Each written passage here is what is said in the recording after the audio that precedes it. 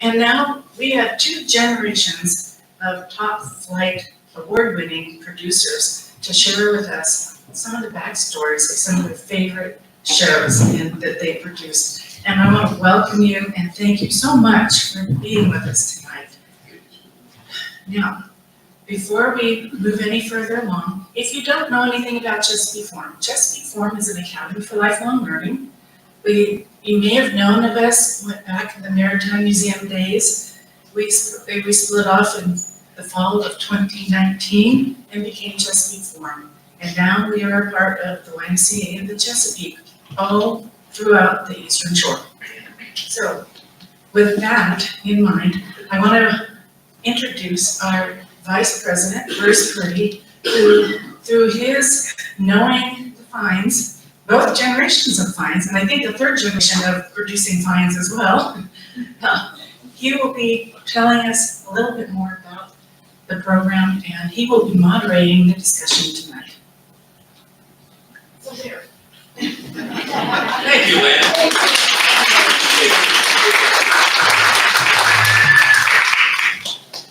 I hope you don't mind if I'm sort of sitting like this because the light's glaring in my eye and I have to look at it too. Yeah. Thanks a lot. So hello and good evening and welcome everyone to Lights, Camera, Action. We are delighted to have you here tonight, and I think it will be a night that you remember. Husband and wife team filmmakers are pretty rare, but an entire family of filmmakers even rarer. But in the Fine family, it's the norm. On the stage here tonight, we have 2 generations, but in fact, there are 3 generations of photographers in the Fine family. Paul's father was the photographer of the Washington Redskins for 47 years. Go Skins!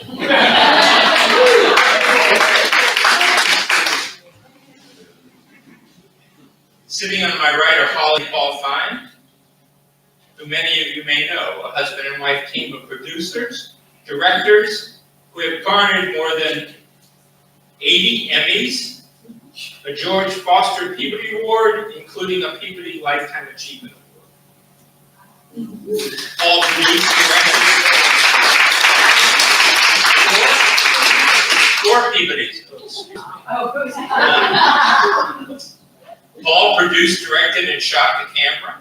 Holly produced, directed, wrote, and edited all their stories over their 40-year career in local TV, CBS, and ABC. They did over 40 stories for 60 Minutes, over 15 documentaries, including the 60-minute 25th anniversary special, which was the highest rated TV show that year, second only to the Super Bowl. Wow.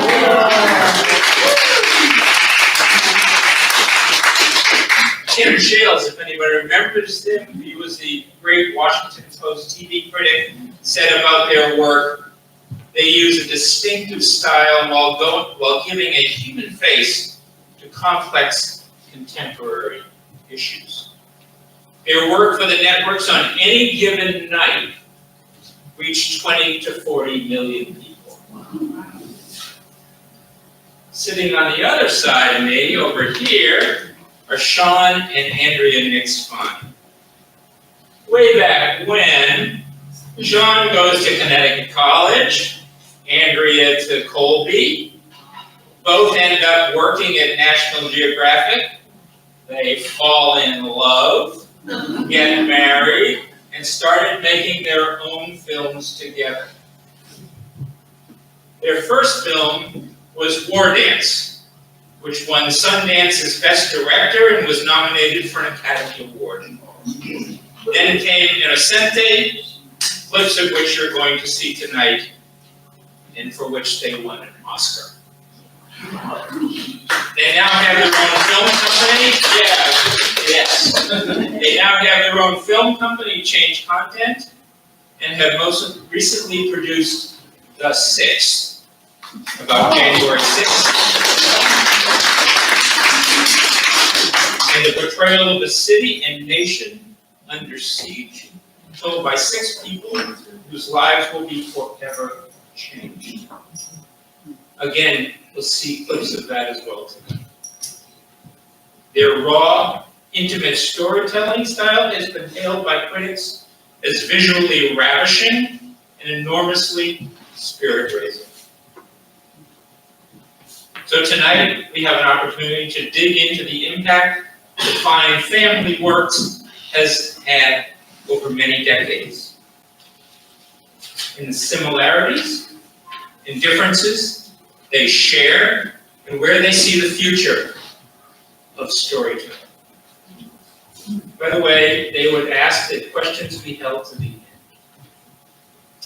With this, I'd like to turn it over to Holly. Holly, you're on. Are you asking me this question that you were supposed to ask? I am asking you this.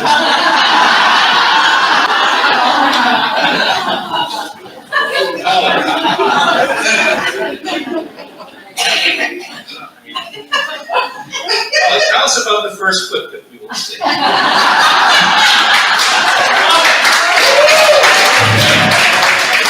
the way, I want to say that it's a good. We do not do investigative report. I think we did maybe 2 and they were really bad. Anyway, and we don't do a lot of talking heads. I'm sure you all know what a talking head is, right? Just a camera talking. We didn't do a lot of those. In fact, when we were interviewing at CBS for our job, at CBS Reports in 60 Minutes, they brought Don Hewitt in to meet us. He was the executive producer of 60 Minutes. And my husband, who was very full of himself, says to, because all the networks were trying to hire us, says to Don Hewitt, I don't like your show at all. I'm sitting there, because you just do too many talking heads, and I don't like talking heads. I wanted to scrape myself off the floor. I said, that's it, they're never going to hire us. No, Don Hewitt stood up and he goes, I resent that. I am going to send you some pieces we did where we had very few talking heads. And I want to see your work too. So we exchanged pieces back and forth. The next morning was a stack of videos. Only about that high. At least 5 feet high. Oh. Here we go. That said you better watch these. Okay, so now to the first clip. This clip, when we were at Channel 7, a friend of ours worked at GW. Ronald Reagan had been shot. And he came to see us about 6 months later and he said, you guys, I think I have a story you might appreciate. I'd like to give you the doctors and nurses who saved Ronald Reagan's life and let you film them. Well, we're both going, oh, really? Okay. And he laughed and we're going, oh my God, this is unbelievable. He wanted us to do a round table discussion, you know, with them all talking about what they did, sitting around the table like this. And that isn't what we did. So what we decided we were going to do is, we were going to put that aside. We were going to recreate what happened that day with the real doctors and nurses playing themselves. And well, you're going to talk about who played the president, right?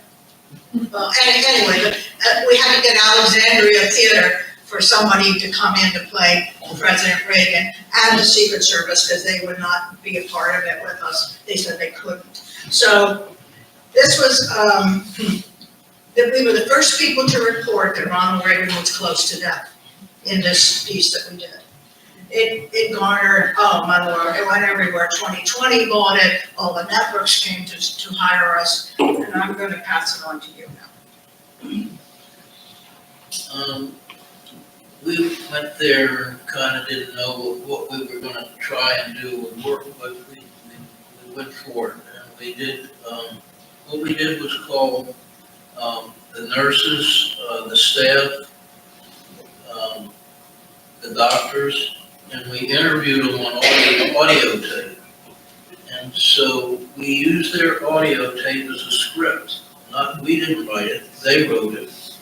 And then we asked them if they would participate and reenact it themselves. There was a lot of no, they actually made me sit in a hospital for about, I guess, 2 weeks to say, there'll be another one that comes in just like the president. You can kill that. We just laughed to ourselves, and I sat there for 2 weeks. And then we said, can we do it our way now? And they said, yes. And the doctors, a lot of them said no, but actually at the end of this story, when it aired on television, they all had cocktail parties at their house, celebrating themselves. But the key was Ben Aaron, who was a surgeon who saved Reagan's life. And when he said yes, they all fell like dominoes. He said yes, okay.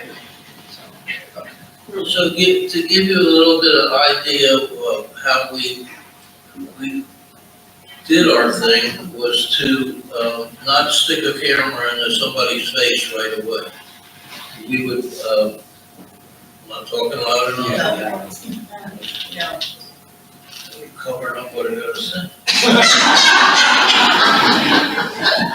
Always a producer.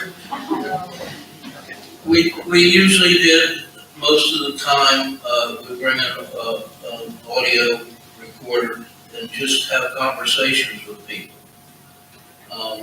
Not to put them on the spot, because they're usually nervous and everything, especially for 60 minutes, but we just like to make them comfortable and just have conversations. We get a lot from doing that. Back to the president being shot, we tried to get the Secret Service to do it. They all wanted to do it, but their bosses wouldn't let them do it. From pushing them into the car and taking them into the ER and everything. So that was the only part we had to get actors from an acting group I think in Arlington, Alexandria. And the fellow who played Reagan in that group had all the features of Ronald Reagan, pretty close to the face, but I avoided shooting his face through the whole thing. He was very good, and we couldn't show his face. It was stupid to do that. So we recreated this from the beginning of when the limo was on the way to the hospital, and we recreated it, and they pulled up to GW hospital, and the actor got out, but he looked like Reagan, and all of a sudden there were, I didn't write this down, but there was 3 news crews sitting there saying, did you get the shots of the president getting shot? They thought it was real. They thought it was real. The whole thing, they thought it was real, and they got kind of embarrassed. Yeah, but, I shot him from the backside. I shot him everywhere where you couldn't really see his face, and we can talk about that. Are you ready to run that? Ready to run it? Ready the clip? Okay.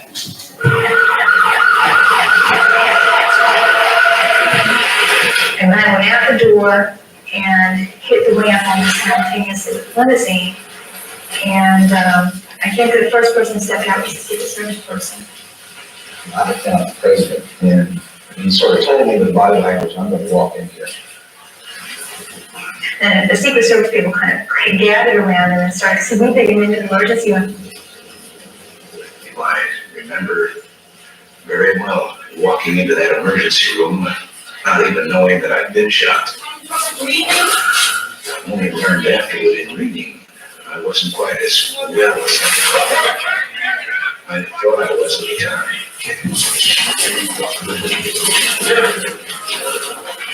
Well, I told Ray Shattuck to do almost immediately was to set up a perimeter. It's like taking the White House to GW. Those police might be scared for commotions to average people starting to go towards the traffic.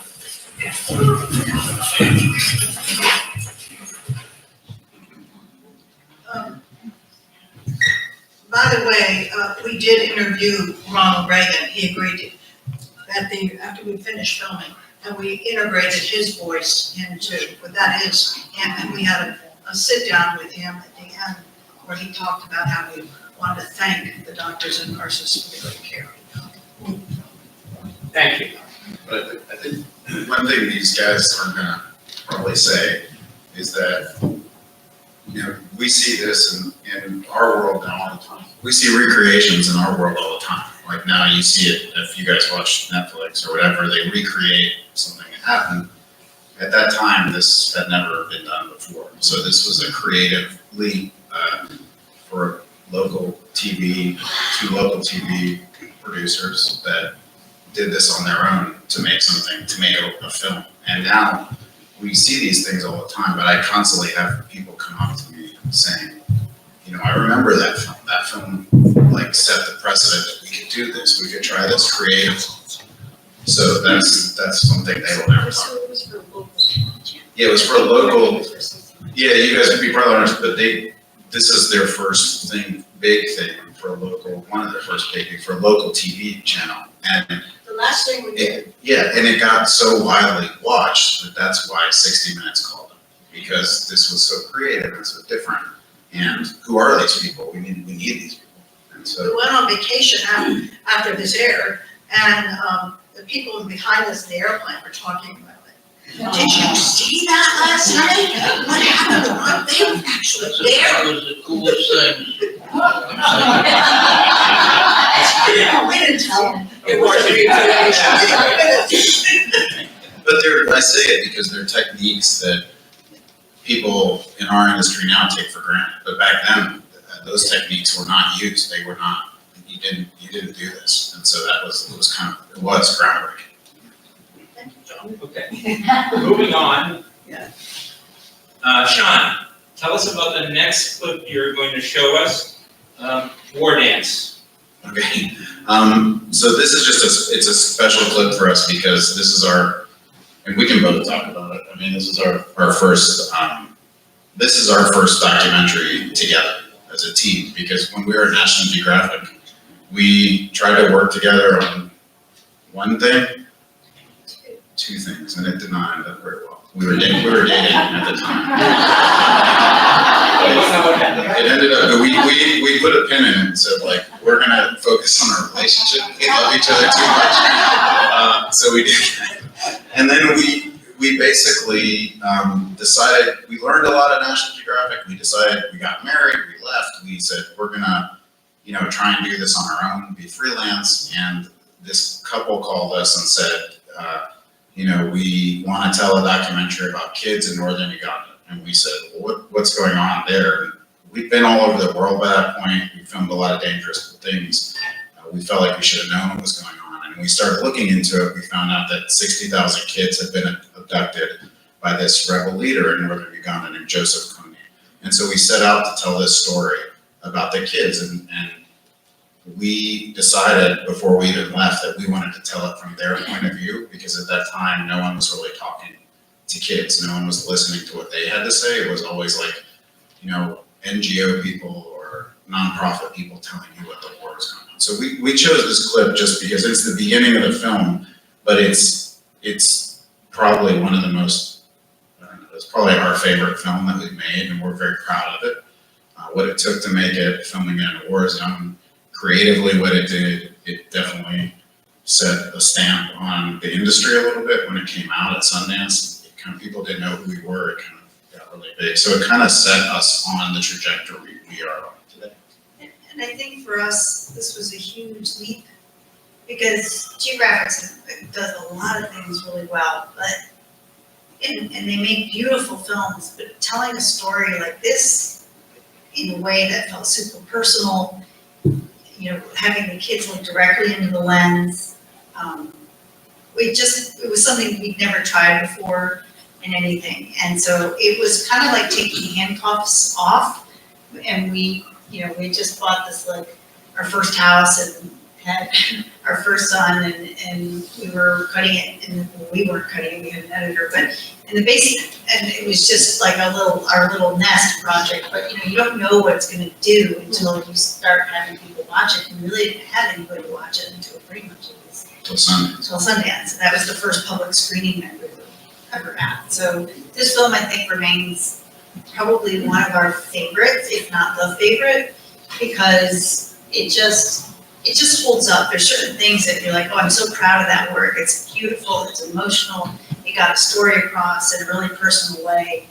And it took us into a whole new world of independent filmmaking, because prior to that, when you work at networks or things like that, or National Geographic, it's kind of corporate in a way. And so this was the Wild West of independent filmmaking, and we kind of jumped in. Let's take a look.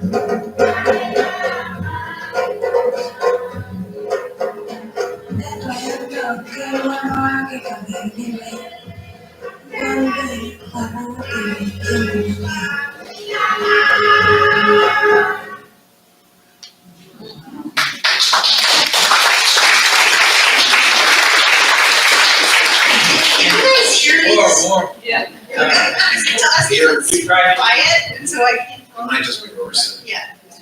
Andrea, that's quite a leap into going internationally, first of all, and young filmmakers doing that. How did you happen to get into filmmaking yourself?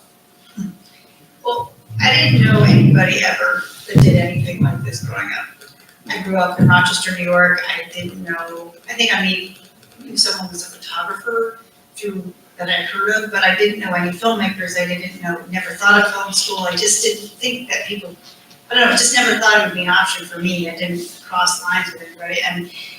But I took a college course my senior year that was a literature course, but you made a documentary at the second half of the course. And all of a sudden I just loved it. I loved every piece of it and trying to get in there. I just, it was kind of just a bunch of us running around making it up. It's horrible what we made, but I loved it. And so I just, after that, I got a job at a PBS station in Rochester, WXXI, where you were like making the sets and filming studio camera and like running around doing sound and all that. And I just love that too. And I just kind of just worked through it. I just kept on trying to get hired. I worked in a post-production house, which is more the technical editing side, to learn that side because I didn't know anything about it. And then I moved to DC and was assisting a cameraman, like carrying his stuff, I tried to just keep putting myself next to people who knew what they were doing and just studying all of it like a sponge. And I something I think Sean and I, well, all four of us, just the tenacity you have to make films, because documentaries, because it's never a clear path usually about how you get it done. So I got a job at National Geographic. I kind of, got in there and first worked on that technical side, and then kept on pushing to finally get to a point where I could make my own films. And at that point, that's when Sean and I met. We were both trying, we were kind of going all over the planet in different countries for different reasons. He was kind of more doing the wars, kind of like more war zone, like people stuff, and I was kind of more doing like crazy crocodile, big music, cultural, that kind of stuff, not so war dangerous, but more kind of cultural and animal focused. But and so when War Dance was really what was kind of, I feel like that was like a baptism into what I really wanted to do. I just didn't realize it until we started watching our films and making them, and it was all about the craft, as opposed to just kind of doing something cool. It was all about, for the first time, I was able to like work on something that felt really meaningful in a artistic way, because I never thought of myself as an artist until we started working and making that kind of film. We used to love movies, so like when we dated, that's all we would do. We would go work at Geographic, then we'd go to movies every night. I mean, maybe sometimes 2 movies a night. And we would just talk about the movies and how they were made, what they were, and even War Dance, we referenced movies, but we did kind of the beginning of kind of thinking about it and conceptualizing. It was all based on movies. Some of them Spike Lee movies, like, so I think that was a big part of it too. And I was struck by watching your president clip that feels like a movie. And I wondered if you all ever felt, sorry, Bruce, I'm gonna take over this question, but if you ever wanted to cross into narrative features, did you ever think about doing I that? did, he did, yeah, always. And we only did 2 films like that.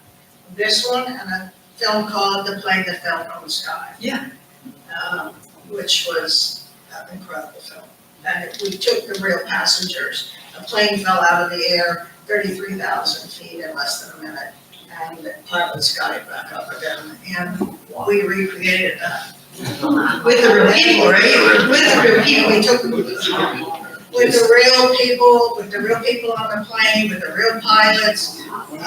It was a monument. That was our first film. It is incredible. For CBS. Yes. It's really, First film. But let me tell you, during this filming, we were there doing it, and I had to hire some lighting guys to help me out. And we're shooting and everything, and we're about, I guess, a day in the shooting.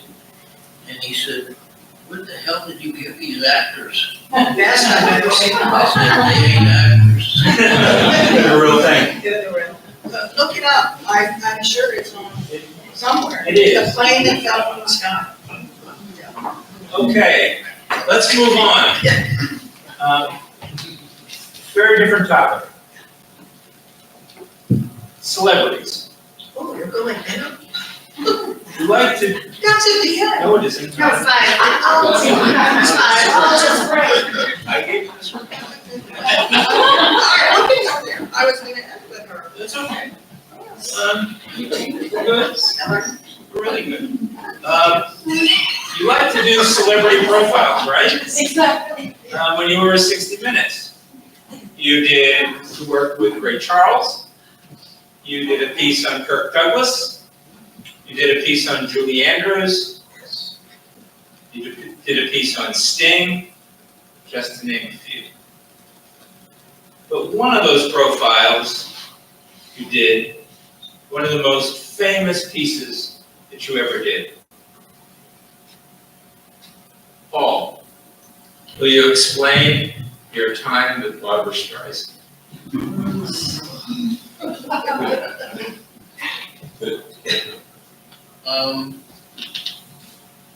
Mike Wallace called us up. No. With a teeth all over the place. I know. We didn't want to work with Mike Wallace. You want me to take your place? Oh, my God. We never wanted to work with Mike Wallace.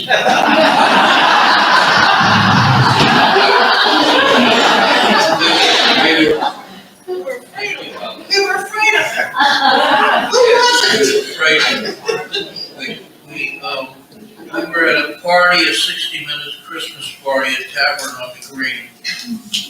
I went in the bathroom to take a piss. And right at the urinal next to me, Mike walks up. And I'm looking over here and he's looking at me. And he says, "Why the hell won't you guys work with me?" And I said, "Well, and I said, well, we don't do, investigative stories." He said, "You think I only do investigative stories?" And he said, "You'll be working with me soon." And I went, "Well, Jesus." But, I want to tell you that, oh, okay. All right. Mike called this one afternoon. No. I've said in the end, he became our favorite correspondent. We wanted to work with him all the time. And then Bradley got mad and Safer got mad, but We kind of floated from Morley Safer to Mike, to Ed Bradley, back and forth, but we wound up probably more stories with Mike Wallace, which surprised me. We became, the first time go ahead. the first time I went into his office to meet him, I was petrified, really petrified. And I came in and he just looked at me. I said, "Oh, he's playing the game here." And I said, "You know, I don't know if you like visual pieces and all this kind of stuff." And he said, "Paul, you are going to do a piece real soon, and it's going to happen real soon, and it's going to be with me." And I will tell you, I learned so much, we learned so much from him. He was like Paul's second father. He became Paul's second father. He was. But one afternoon he calls us and says, "I have a story idea. How would you like to do a profile on Barbara Streisand?" And our desks were across the room from each other, and he goes, "Yes, we would."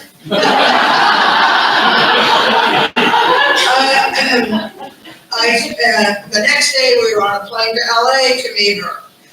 We met her. Her agent picked us up at the airport. We went to her house for dinner. She talked nonstop, 2 to 3 hours. I think we ate at 10 o'clock LA time. Wow. But the film was on. She was filmed. Not until I told her. And after you tell her what you told her at dinner. I told her she had the most beautiful hands I've ever seen. I got it. Yeah, that was it. Anyway.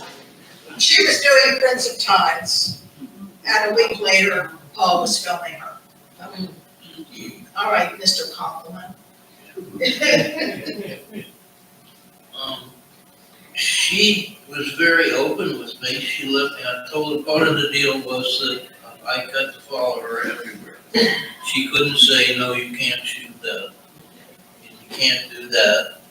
But she would get very involved in the lighting when I was lighting. That's an overshoot. Okay, go ahead. Go ahead. All right, go ahead. All right. She called the house at night. All right, what happened here is that, at night, had I met Barbara? Yes. Yes, we had met Barbara then, and then all of a sudden, when we got home, there was a battle going on the telephone, every night. At 10 o'clock, Mike would call me and In the morning, Michael. so Mike would call because Barbara would call me at night. And Mike wanted to know what Barbara was saying, and Barbara wanted to know what Mike was saying. And, Mike had not had a good time with her on a radio show at one time, and it was not, what we didn't know is that we were gonna do a profile of an actress, and try and get into her head and learn things. And, Mike went after her. Right. He decided to do an investigative piece all of a sudden. And Well, he called our hotel room in the morning, we were doing the interview, and he said, I think I figured her out. And we're like, yes, she has no soul. Holy God. We are going in to do an in-depth, a big interview with her. What is he gonna do to her?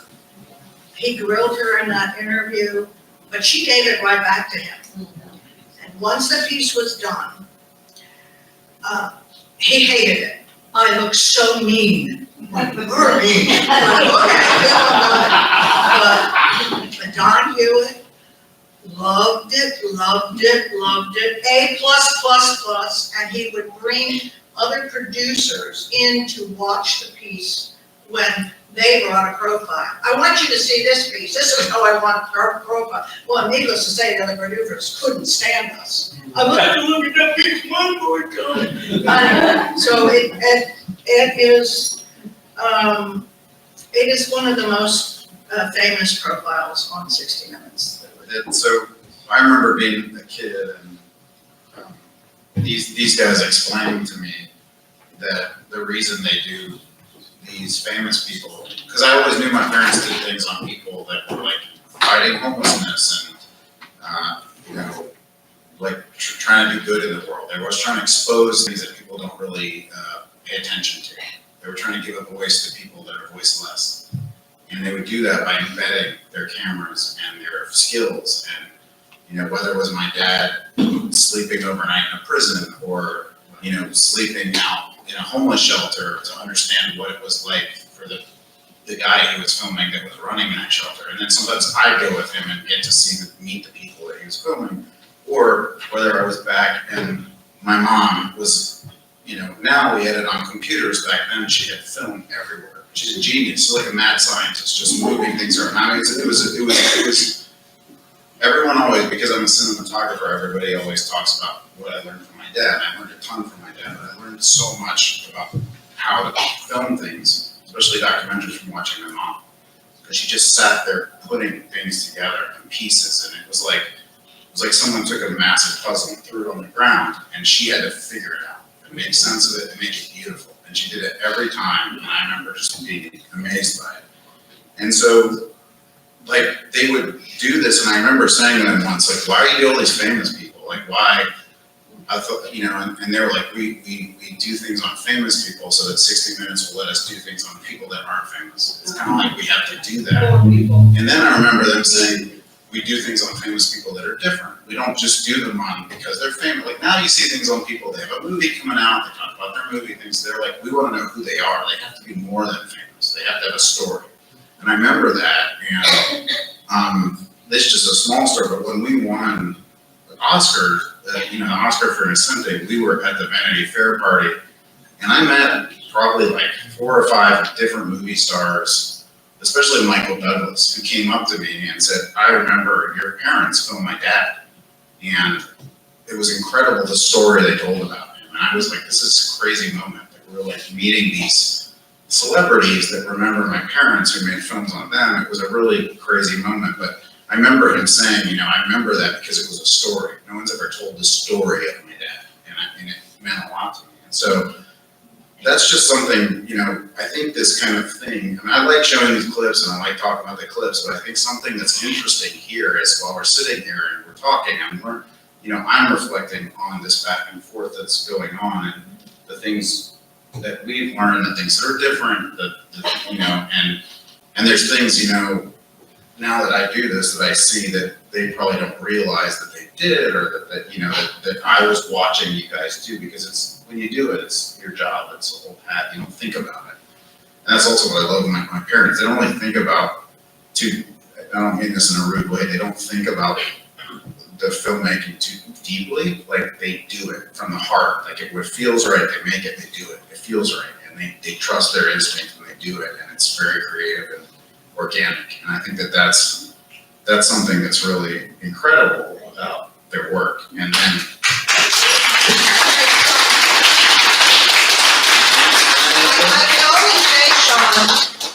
remember you being 3 years old, sitting in my attic room, stacking film cores. Do you all know what a film core is? That's what you roll the film. But you roll the film around, and they were, used to be yellow from Coda, and he would stack them up like Legos, and that's how he actually started. But I also like know the other thing, just a really quick story, because you guys talk about Mike Wallace. He's a terrifying man. Like I grew up with him calling our house, like I'd be like, hello, and he'd be like, is your father there? And I'd be like, yeah. And he's like, what kind of word is yeah?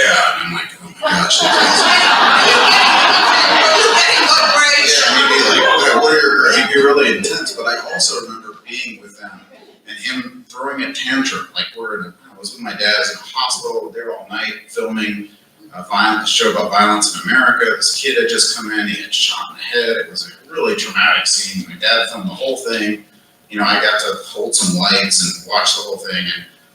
And Mike Wallace was going to interview the doctor who had saved the kid or who was working on the kid. And he was throwing some kind of temper tantrum about the lighting or something. And my dad just said to him, like, Mike, your fly is down. It was in hospital scrubs. He looked down and he stopped. And I remember thinking, wow, like he just didn't care. I mean, my dad was definitely nervous, but he has a way of diffusing people. And it's also something, it's something that he probably won't know, but he takes people that, I don't know, if they're nervous or they're like, think too high of themselves, and he just has a calming way of bringing it down and making everybody on the same level. And I love that about like what I got to watch too. So that's just a little bit as I think about Barbara Streisand. You guys talk about that. It's stuff that I think back on and just think it's interesting to share. That's a great thing to say about your folks.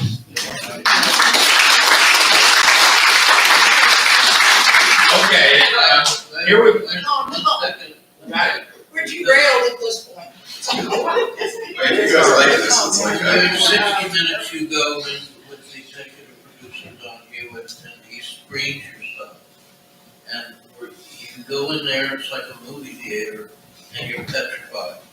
If he's gonna like it or not, or if he doesn't like it, it doesn't go on the air, and all that. We're changing. That kind of stuff.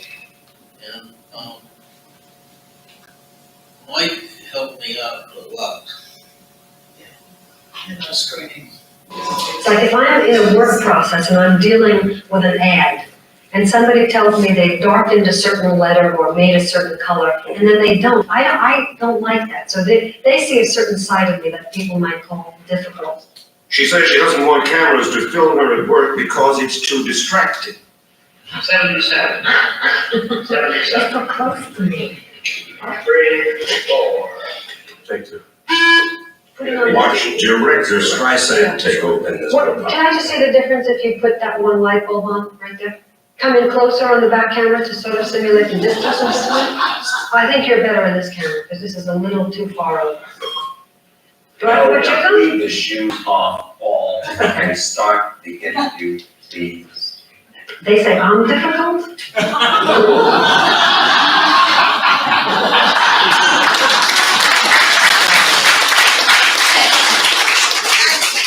I have to say, those are a lot of outtakes in there. Sometimes in the outtakes, you get the real gems. Okay, Yes. we're moving on. And we've kind of seen something about Innocente, which is Sean and Andrea's wonderful film. Sean, tell us how that film got started and how it evolved. We just, it's a long story, but I'll short. We were asked, we were making a film about resilience and people that are resilient around the world. And Innocente was one of the characters, but that film was with a very famous actor at the time who decided not to work on that film anymore. So we then thought we need to make a film about homelessness and who's the most, at that time, who was the most misrepresented part of homelessness and the most growing population of homelessness in America was kids. And so we thought we had to, tell their voice, it's their voice, they need to tell what it's like to be homeless and we need to understand that. And so we found Innocente, the young girl you're about to watch here in San Diego. And this is, once again, this is the beginning of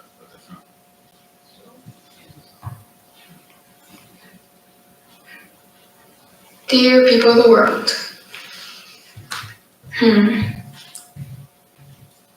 I'm not just a girl. I'm a girl who likes to jump in puddles and likes flowers.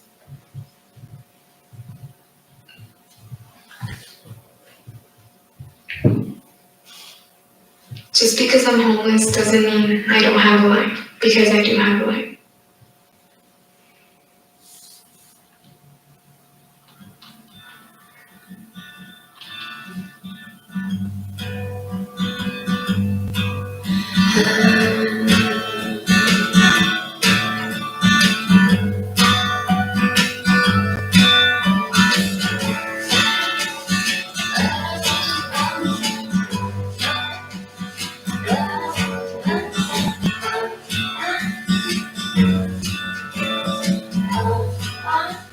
When I paint, I feel happy, so in the morning, it's a good way to start my mornings. Just paint on something. And what better place than my face?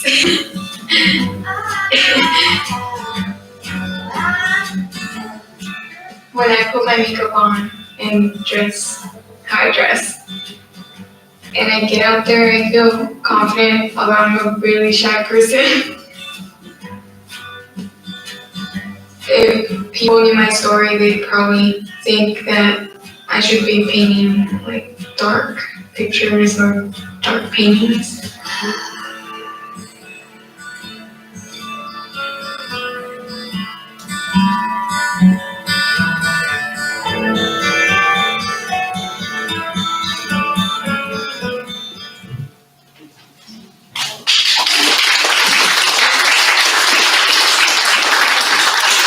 Andrea, a quick question for you. How do you come to the topic? Is it through, how do you, That's a good story. yeah, what makes a good story? I think the character is where it all starts, like good stories are made from good characters. It's something that Sean always said from the very beginning, and it's true. It's very much, there's something about somebody that has the thing, right? And you're just drawn to them. And that's part of it. There's just this internal charisma that some people can handle, the camera, the weight of like relating where they're coming from, and you're drawn into it. And some of that's intangible, you can't really describe it, you feel it. I also think the story is made from a journey that is transformational. So where you are, is it where you start, and where you end is at a different place because you walked in the shoes of the person that you become to know and care about a great deal.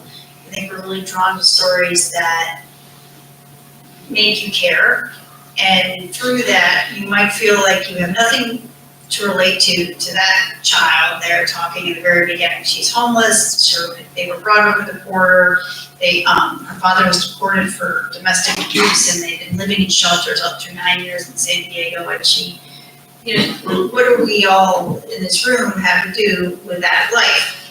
Very few people would probably say anything, except that you start really inhabiting that life, and I think people who bring you into their life and being able to show and have a journey that you're changed by is really beautiful to us. And I think the last part is that it has to be highly visual. The story, it's really hard to tell the story when there's just not any visuals, because we really try to have a cinematic side to the journey that you're also on. We want our docs to feel like what you feel like when you watch a narrative film.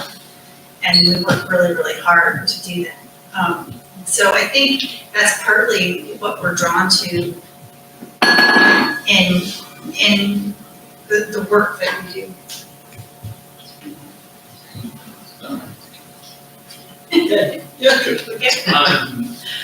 Back over to this side of the table. And I just want to say that we are so proud of them. I got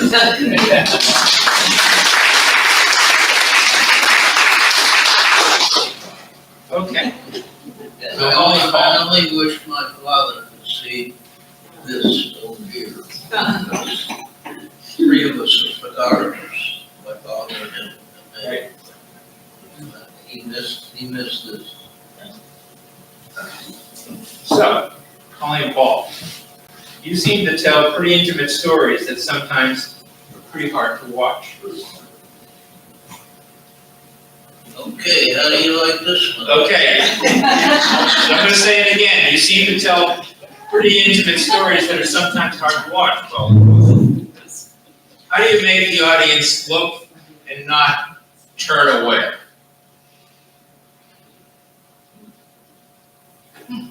We did,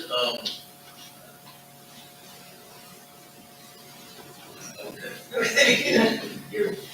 We did 2 stories for ABC's Nightline. Something we always kind of like Ted Koppel and everything. We wanted to work with Nightline because they went out on a limb a lot. And we always wanted to film what happens in a burn unit. Mainly because when I was young, I was badly burned with playing with matches. And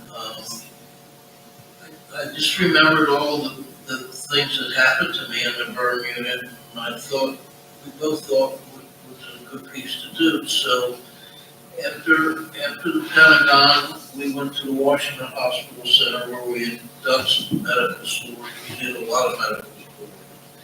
And we went to the head of the burn unit, Dr. Jordan, and we talked to him about the possibility of filming in the burn unit with the people from the Pentagon.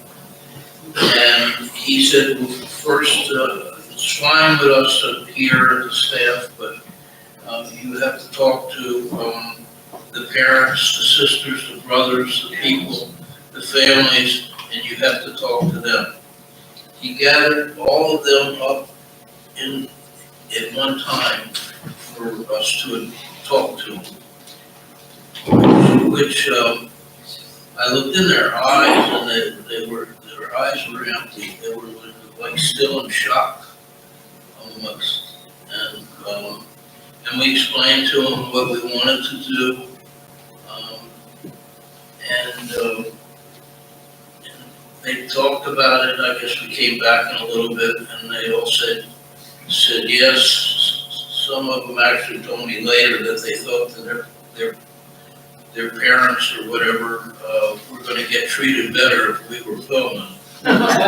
Smart. Which I thought was very smart. Yeah. All right. We picked 2 people. Louise Kurtz, it was her second day on the job at the Pentagon. She had just lost 40 pounds. She was in a cute little dress, she told me, and I was over by the copy machine, and it hit, and she went like this. Total face, hands all burned off, and we picked Colonel Brian Birdwell, a fabulous guy from Tennessee, anyway, so, Texas, Tennessee, I think they moved there now. And we started following with their cameras through the recovery, the painful days and nights. Paul and his soundmen were there night and day for weeks. I didn't go, really the less people the better, because they're more free to be themselves. Although we worked with some of the biggest correspondents, Wallace, Safer, Bradley, Diane Sawyer, Connie Chung, Dan Ruther, you name it. We knew that these characters were so strong, and we wanted the audience to connect with them, not with any correspondent. So we did this story without any correspondent. And we did 2 of them. One aired 6 months after the Pentagon, the other aired a year after the Pentagon was hit. Louise and her husband Mike, Brian and his wife Mel, they told their stories to the camera and to us. What we got were intimate portraits of families in the survival mode. And we got something else that is very hard to turn away from. As you say, sometimes these stories are hard to, we got 2 beautiful love stories. So this is a clip of that. One time she came out of surgery and she was in a lot of pain. She was awake but hurting. And the nurse had just given her a shot. And no matter what we were doing, no matter where I was standing, the way I shaped my mouth, it hurt. So I looked at her and said, breathe. And it hurts. And she looked at me really funny, and I said, remember how we had our children? And she said, no, and I said, damn it, breathe. Well, by the time she got to say the word no again, she'd fallen off asleep. And the medication worked. Well, unbeknownst to her, I'd done exactly what I wanted to do. I wanted to take her attention away from it, let the medication work.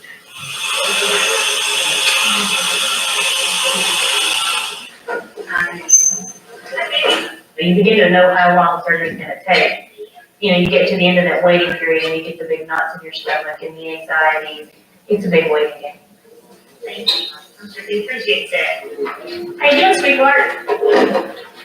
But he would expect me to be there when he got out of surgery. How you doing, man? I'm staying, but I'm going nowhere. I'm right here. And I wanted to be there because I knew that he wouldn't really understand a lot of times what they had done, and he'd want, an explanation, and just be there to hold his hand and just to be there so he wasn't by himself. Here. I love you. And most nights after surgery, I would spend the night in his room with him just to make sure he was okay and if he needed anything. It was my husband and I felt like I needed to be there. She's a great lady, isn't she? I know you pretty well. Yeah. Those were the last two stories we did for network television. Okay, moving on. So, Sean and Andrea, one of your most recent projects got some notoriety in the Washington Post today. I'd like to have you discuss how you got involved in it, why you did the piece, and the impact that you believe it's had. We'll begin by Andrea. Let's go. Well, there's a studio that is called A24, and some of you might know it or some wouldn't know it. It's like you'll start to see it more and more in the very beginning of films because they're starting to get bigger and bigger. And they've reached out to us. They usually do feature films, but they reached out to us about a documentary ironically, about the peaceful transition of power in the presidential office. And so we were trying to, this is during COVID, we were trying to get in to somehow film the transition of Biden's transition team. And that, because no one had really ever done, let's look at, how does that happen, the changing of the guard, so to speak, between presidential office. And so we were thinking, hey, why don't we have a crew down at the mall? It's Trump's last speech. And it seems like it might be a little bit hyped up and charged, but that's about what we kind of thought was going on. And we were actually finishing a film about the U.S. women's soccer team called the LFG, and we had a rough cut due. So we had sent a crew down to film, and we were, on the phone going through the rough cut with CNN and HBO who we did that film with. And we just started seeing things on TV. We started seeing the scenes that we all know, and it got worse and worse. And at first we could talk to the videographer who's down there, and then that all of a sudden we lost him for about 2 hours, and yet we're watching when everybody else was watching. And he's a really good friend of ours, so we're very scared. And he turned out to be okay. But that night we were like, what the heck just happened? And we're in a very different movie now. And so we called them and we said, we really, really need to make this film. We don't exactly know how we're gonna tell it, but we'd like to do it the way we're good, what we do well through people. We just need to figure it out and give us a beat. And we started. We just felt like there was a lot of films coming out about Jan 6, and there was a lot of news clips and sort of almost like a forensic unpacking. But what we were really drawn to is what were the people that were there, and how do you go about telling that story? At first we were thinking, okay, well, you maybe bring in an insurrectionist and somebody else who was working there, and it just felt more and more we looked into it, the people that came to work that day, that never, they didn't sign up for any of that, they just came to work, and they serve the public, they serve our city, they serve the nation, they serve the public, and they did an incredible service that day, that we should be very grateful that they did it that day and still doing it. And so we set out to find who the right chemistry of those people would be. And we wanted it to be through the geography in some ways, like people who were inside the Capitol and outside the Capitol, but more importantly, we wanted to just sort of give a different experience of like law enforcement and journalists and Congress, a congressman and a staffer. So we decided to do it through 6 people. And it's through the former MPD Chief of Police of DC, Robert Conti, who was 4 days on the job. Congressman Jamie Raskin, who I think everybody probably knows, he's the most well-known person in our film. 2 police officers, MPD police officers, Officer Hodges, Daniel Hodges, and Christina Laurie. Erica Lowe, who worked in communications in Clyburn's office, and Mel D. Cole, who was a photographer. He's a Black photographer who came out of hip hop and started following MAGA rallies. And after the George Floyd murder, he just felt like he wanted to turn his lens out of like the music world and started following these like MAGA rallies and trying to figure out what the heck is going on here. These people fascinate me, and that's why he was there. Sean found, you can tell the story how you came across his photos. I think Oh yeah, I mean, after that happened, we were, like everyone else, we were stunned and upset, but I think also after the inauguration, which was soon to follow that, I think I was even personally more upset because we had tanks and Humvees and fences. I've been almost every inauguration since I was a kid. I'm 4th generation Washingtonian, and so, like, from Washington. And so, like, for me, walking around and seeing, I'm not allowed to go on this street, there's a guy with a rocket launcher, I've been to countries that have that. I've been to countries where you're not allowed to vote. It's dangerous, it's horrible. I've been to countries where you're locked up if you're gay, for your life. It's horrible. Like, we have a lot of freedoms here, we have a lot of pretty amazing things. And so seeing that in our city kind of made me even more upset. So I was, like everybody, looking at social media and trying to figure it out, and I came across this photo of this officer, Mike Fanone, who you probably all know. He's very famous. Was kind of dragged into the crowd, but there was this one black and white photo that was just mesmerizing. I was like, who took that photo? And I started looking, and it became this photographer, Mel D. Cole, and I tried to get in touch with him. He didn't want to talk to us. He didn't want to talk at all. It took a lot of convincing, but he ended up, being in our film. I think he's one of the more powerful characters. I think our film, amazing, interesting films have, they have sometimes a life of their own as you start to make them. And I think we have the liberty and the ability. We're lucky sometimes we can kind of get out of the news cycle a little bit and try to. It's very hard to do that while you're making a film that is about news. I've never done that. We did that with our LFG film as well. It's really, really hard because you're getting all these headlines and you're thinking you're missing it, this else is happening. You get distracted by all these kind of shiny news balls, I guess, around you that are floating, and you have to stick to your guns, you have to stick to your story.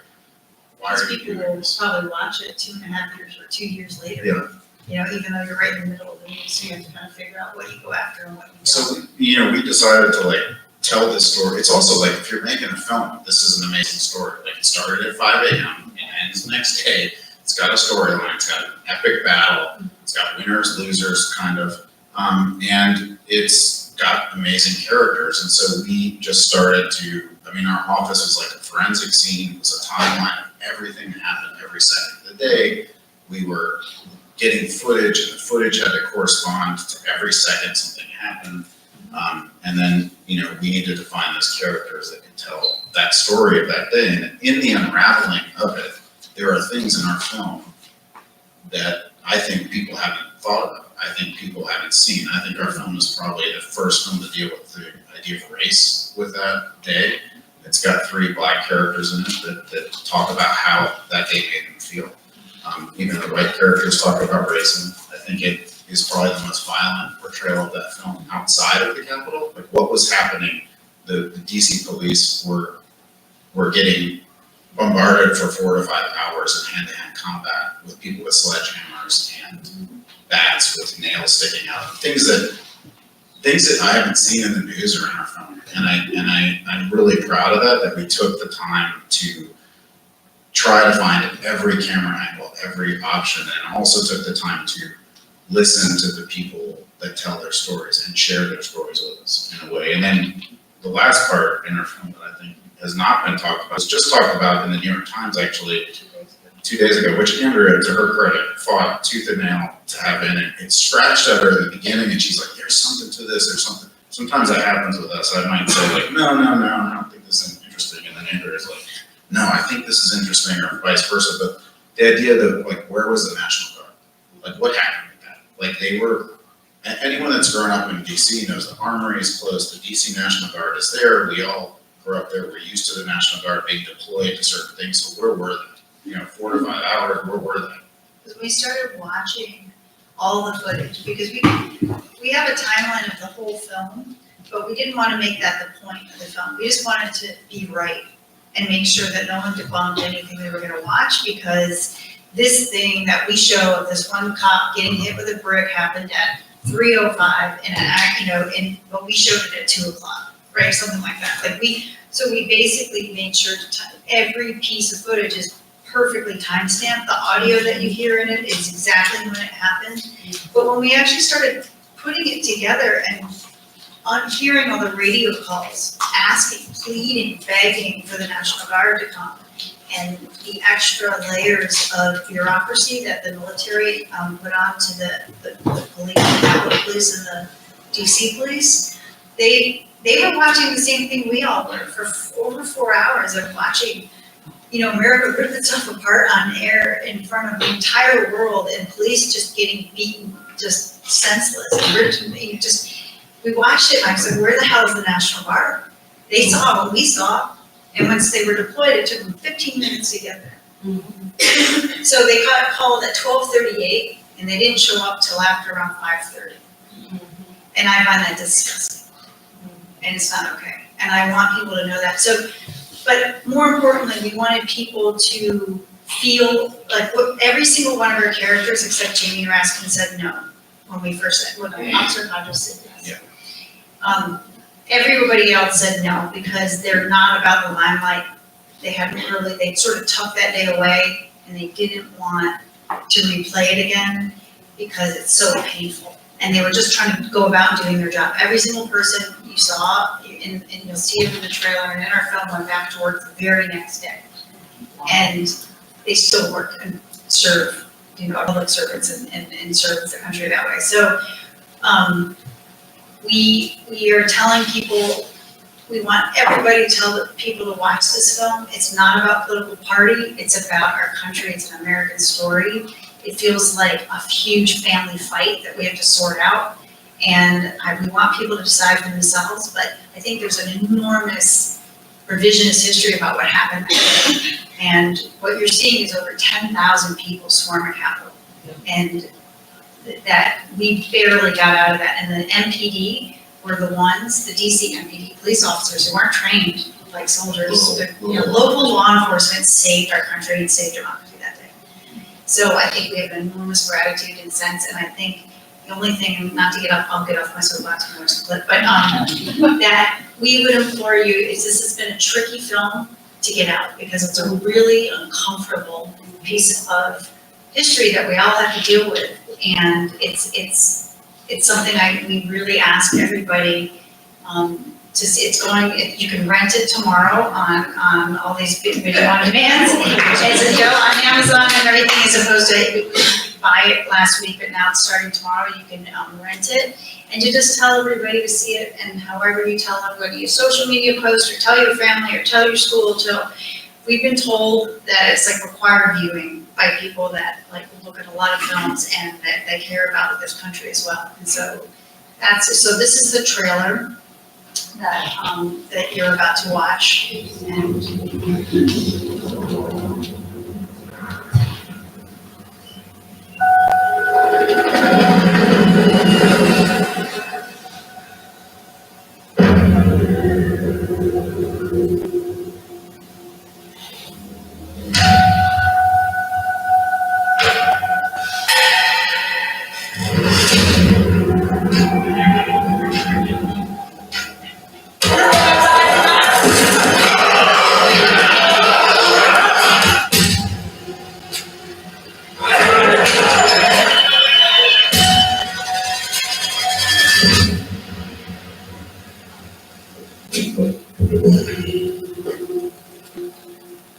democracy needs a ground to stand on, and that ground is the truth. So we gotta tell the truth.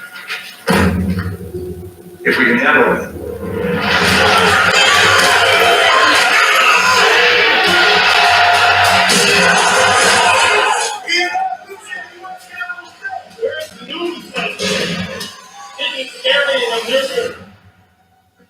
You ready?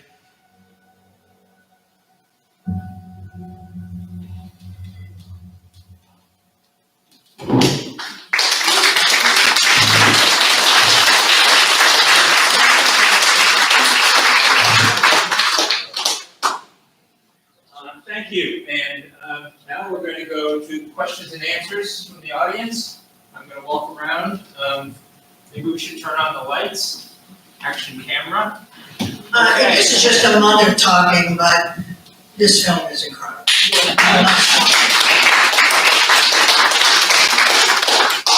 And it's amazing the timing that we're having this event this evening.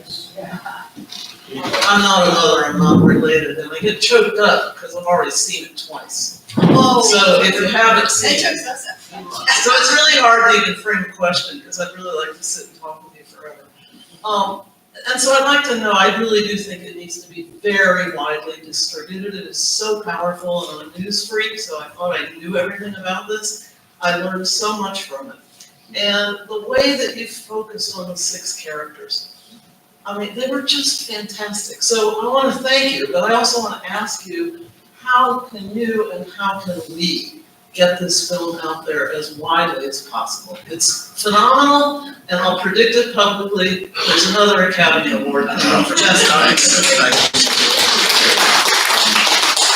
I mean, it's just spreading the word. I mean, we are trying to do that as well. It's telling people it's, you know, it's for rent right now. We're trying really hard to get it on streaming platforms. It was supposed to be for free on Amazon Prime 2 weeks before it was supposed to be on free. We were told it was being reviewed by a Trust and Safety Commission. Oh. And then the film was told maybe it will be on after the election. We're not sure. Oh. So we took it upon ourselves, and also there hasn't been a lot of normal publicity put into it. So we take it upon ourselves to kind of do that, and people like yourself have come out and tried to help and spread the word. And our friends who are journalists have spread the word, and so I think it has the ability to do that. I think it shows that people, I mean, even the Washington Post, like I think the critics said it's required viewing, you know, and I think that it shows that even though streamers and people think everybody's done with this and we shouldn't look at it anymore, that we need to. That's what Andrea says, like we need to watch this. It might be uncomfortable, but we need to watch it. Yeah. It's important. We were reviewed in the Washington City paper, and I really appreciated what they wrote. They said, you know, you're supposed, you know, a psychologist will tell you that when you're ready to deal with trauma, you have to deal with it in a safe space, and that's what this film is, in the safe space that we live in. And I love that. But quite honestly, the fact that it was pulled 2 weeks before it was supposed to be, you know, Amazon Prime Video, when you get your membership, right, you can get a huge host of films for free. That's 200 million people that get that. And all of a sudden, like, if you're gonna pay $20 for a film, that changes everything. Yeah. Especially if you don't have a lot of money, right? Even for rent, it just kind of like puts that little extra step. And so we feel like, you know, quite honestly, it just happened. We were really caught off guard. So we've been doing everything. It's gonna be in DC Docs, the film festival in DC. There's a screening on June 15th there. And that's the next time we know it's gonna be a theater screening. But most importantly, we kind of, to be honest, we're trying to figure out how we can get this out there with an impact campaign where we basically, it's kind of like a we the people feel, like you want to bring it to people, to like high schools, to colleges, to get those people talking about it and seeing it. And What was the reason for pulling it that you were told?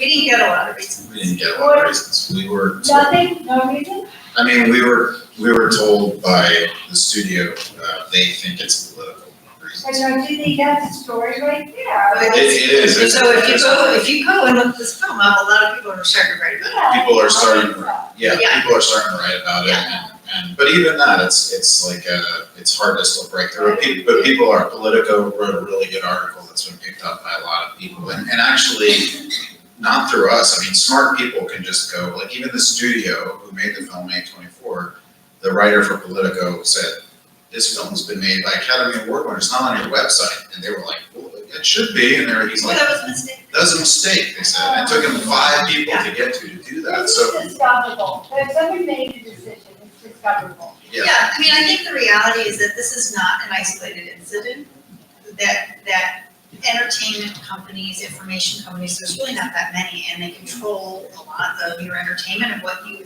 get through and not. And if they feel like all of a sudden half their viewing base is going to have a really hard time in the corporate interest, people are scared right now. And that's honestly what I think is going on. And so I'm really uncomfortable with this got pulled 2 weeks before it was supposed to come out, and not until later, and I think everybody else should be too.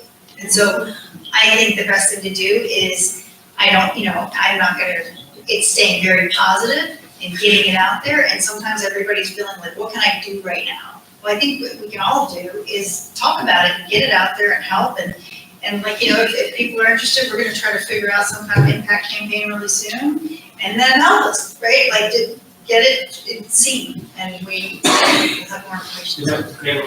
This may not be at all possible, but it just seems with your connections, why not in 60 minutes?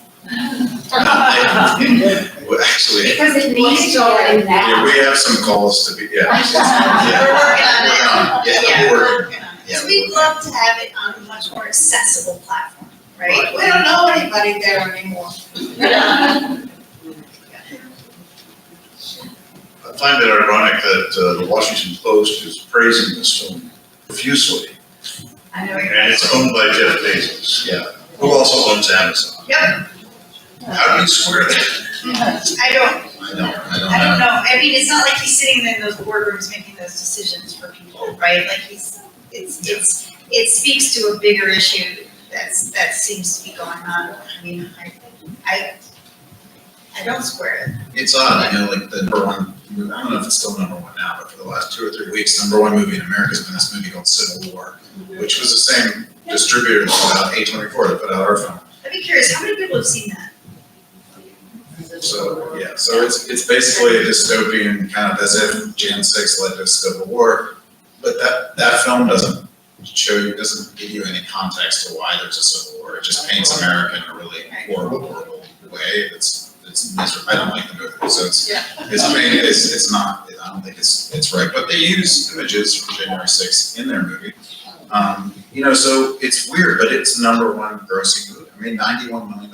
Like, so how come this film then from the same studio isn't piggybacked off that one? I don't understand. Like, both of us are shaking our heads always, and at first we thought maybe it's not a good film. Maybe it's just like, too newsy or something, but the reviews and the people have told us they can't stop watching it. They really like it. It's entertaining too, so I'm. There's a publicity line, it's about 2 civil wars, one that happened and then one that almost happened. So they could have done a great promotional campaign. Yeah, so I think the other part is like, and this is happening too, is that, just people that own, that make the decisions of what we all should watch and not watch. I think there's this thing where no one wants to talk about politics. They put things in categories all the time. And so our film sometimes gets put in a category and we keep trying to scream from the rooftops. It's about people's stories. It's not a film really about politics or film. So, but I think we just spread the word, and I believe that a good film will rise to the top. I mean, when we made War Ants, no one knew about the war in Northern Uganda. We made Innocente, no one knew who she was. So I believe in kind of the groundswell will happen. We have a question here. Yeah, I had a question for Paul and Holly.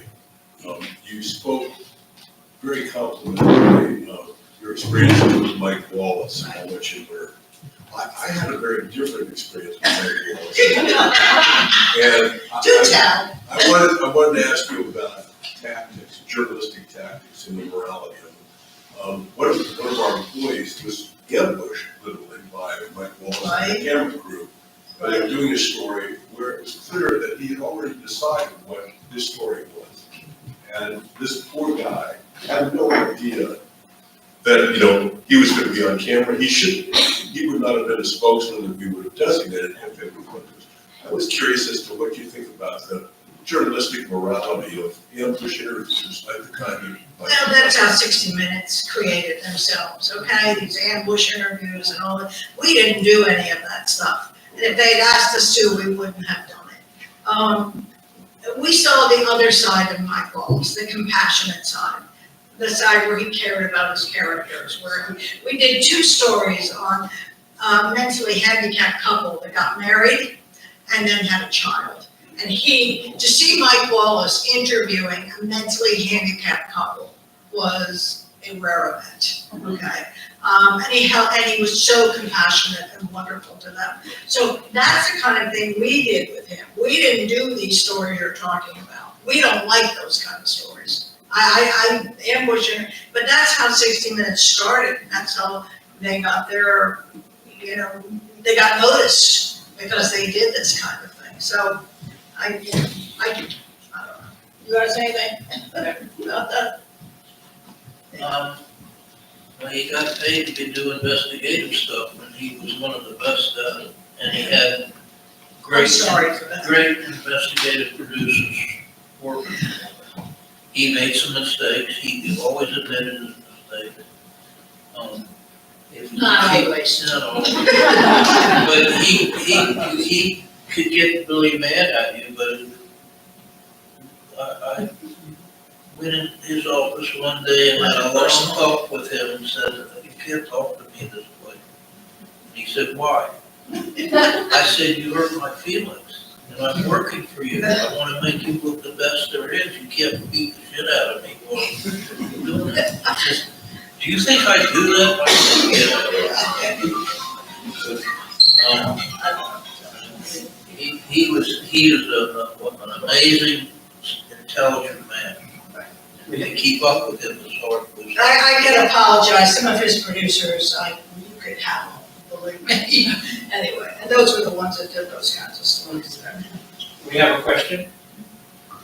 When you're dealing with somebody who is not comfortable in front of a camera, do you have any tricks to help them open up and answer your questions, or to show the side of them that is their truth? I think you just say, we're having a conversation here. You know, don't think too much about your answers. We're just having a conversation. And you would get them warmed up beforehand. And so they would know you and be able to talk to you. What do you guys think? But the Innocente, Oh, Innocente was difficult. Yeah, that moment you saw in the film. of the young girl with the paint on her face, Innocente. Yeah, we actually, so we do this thing, I mean, it's interesting, I was listening to them talk about talking heads, and I think our films tend to have a lot of talking heads, a lot of faces talking right at you, which we like, because we get to study the face and get to sit for a moment and see how they're reflecting on what they say, and you get to watch them and they're looking right at you. But that moment, in Ascente, we actually were having a hard day, and she was having a hard day talking, and we just let the camera run and left the room, and she looked at the camera and said, well, we were not there. Yeah, we were asking her, like, who are you? Yeah, we just say whatever you want, and like, Yeah, we're so not. and it was the open. It was the open. Right. But I think we just, a lot of people we found, they're not listened to. I think people aren't, I remember my dad actually told me this a long time ago. He said, you know, you always have to listen to people. People aren't used to people listening to them. And even when they're saying stuff you don't want to hear, you gotta listen to them. And I think when you listen to people, when you truly listen to people, and you show that you're interested in what they have to say, they start to share themselves with you. And I think that there aren't many people that are good at that. And I think like when Andrea's asking questions to these people, when I'm there, I mean, we interview people for sometimes 4.5 hours, I mean, a long time, and they have these really intimate, deep conversations with us. And I think there's a connection that's made between myself and the character, and Andrea and the character. And we also spend a lot of time with them before we film. I feel lucky that they I never get, I still feel like I can't believe they're allowing me to sit down, they barely know me, and they're gonna answer these questions about what's most important to them.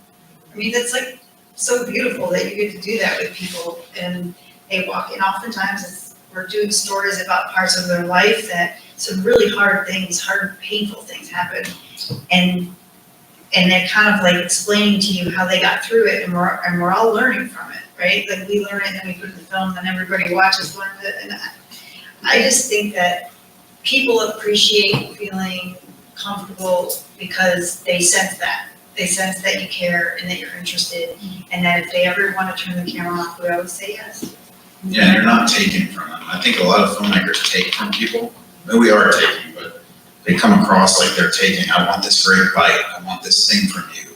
Can you do it sooner? Can you do, you know, and people don't like that. And so it's better if they give to you than you take from them. And I think that that's kind of what comes across when we work together and the way that we talk to people and the way that we listen.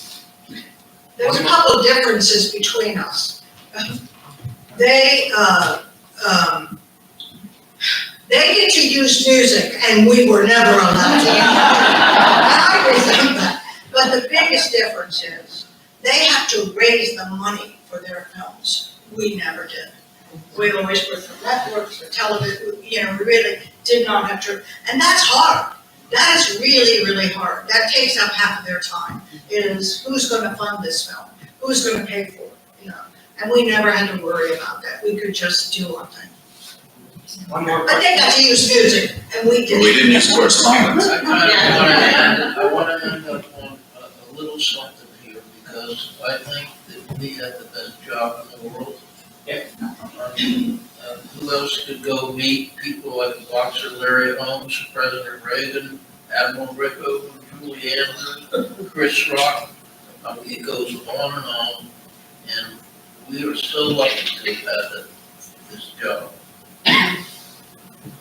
And we are so lucky to have you tonight.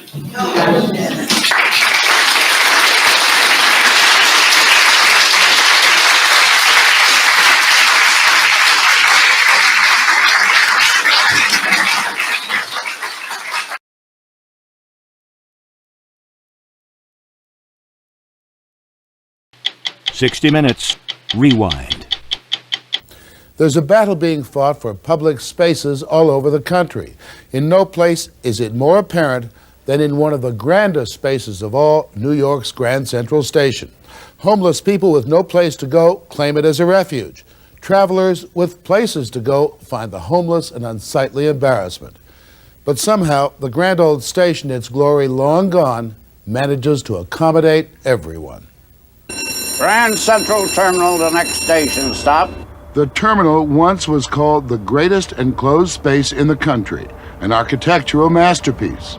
In its prime, it greeted presidents and world statesmen and international grand dames.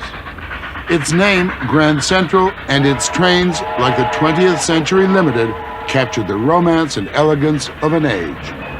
At dawn, with the terminal still closed, that age is alive, at least in your mind. It's easy to imagine a scene of bustling Pullman porters and matched leather luggage and passengers bound for distant California. But now, from its early morning opening to its late night closing, squalor overwhelms the old terminal. At 5:30 in the morning, when the terminal opens, grimness waits at the gate. Let's go. The first arrivals are not travelers, but the shuffling legions of New York's homeless. The terminal's melancholy gatekeeper is Frank Leotta, a cop who's seen too much of this world. You in touch with the world, miss? Let's go. Come on. See if you get all this stuff out. You gotta get it moved. Officer Leotta's concerns are simple.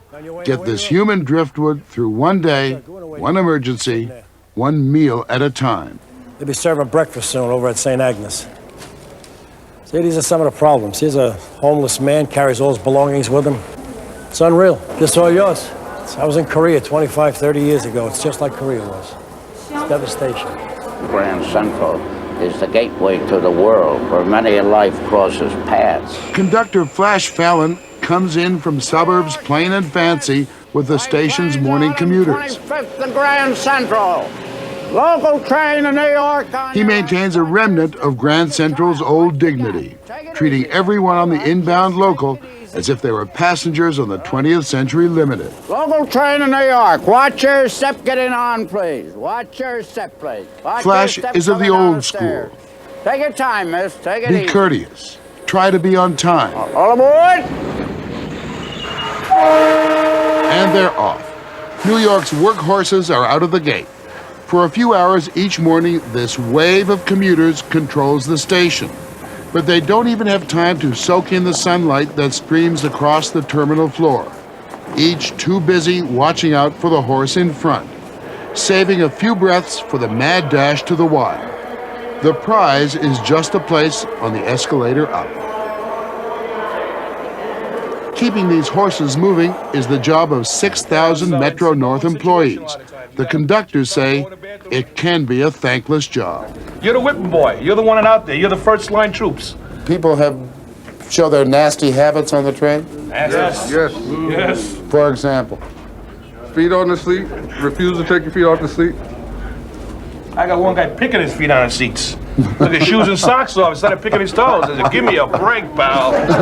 And that's civil compared to this. A lady was complaining about something that had happened to her, you know, and that some kind of substance hit her in the head or something.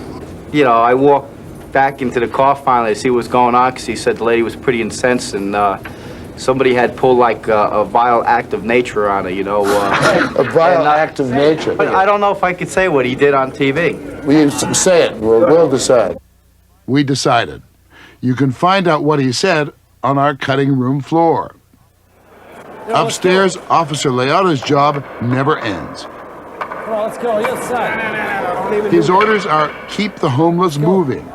Even if the law says the homeless have as much right as the traveling public to be there, it doesn't say the station has to let them sit on the floor. Let's go. Get up. Let's go.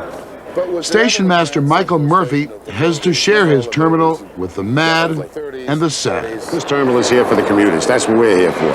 And if they have to come in and watch behind them, in front of them, and to the side because of what's going on, I think that's a disgrace. 30 years ago, it never was allowed. You didn't dare put a cigarette out on the floor here. Not in those days. I hate to tell you what's on the floor. Now you take a look and you see what's going on right now. The station is filled with scams and scoundrels and skirmishes for turf rights.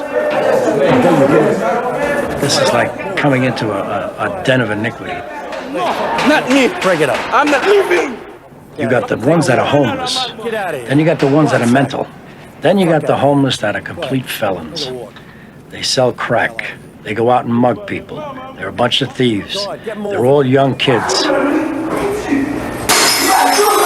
And they're built like horses. 2 male blacks ejected main concourse station forces.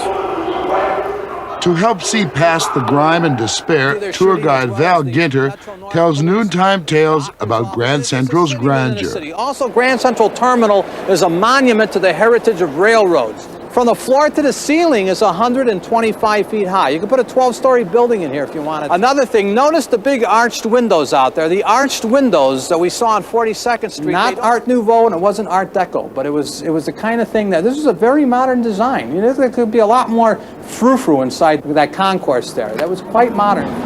The lofty concourse, the soaring arched windows, this marble double staircase have made this place a movie maker's dream. But it was pure dream, never the way Hollywood portrayed it.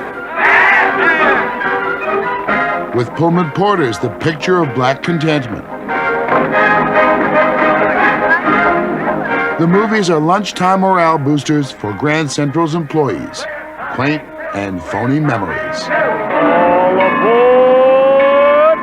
Train leaving on track 27.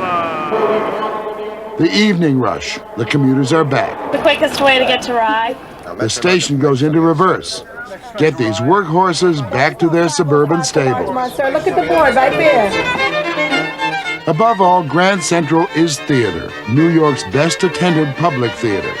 Today, it is a loosely choreographed ballet to the music of Johann Sebastian Bach. No, sir, 553, you're on track 31. Watch it. They're always in a hurry. Everybody's in a hurry. Always in a hurry. Myself, when I first started working here, I got lost in the station. Okay, where do we go? Go to information, I'll give you time and track. That's the subway information. You have to check with the gentleman on the other side. I'm Metro North information's on the other side of the bird nest. You don't know which track? Every day I go home, I can look on the board myself.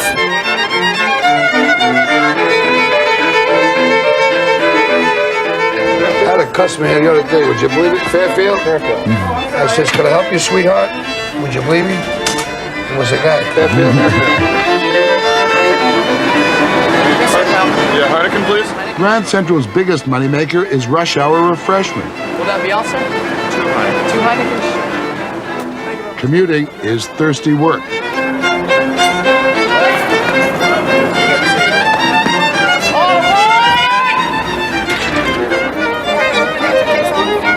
Downstairs. You're not gonna make it. You got 1 minute. Don't even try it.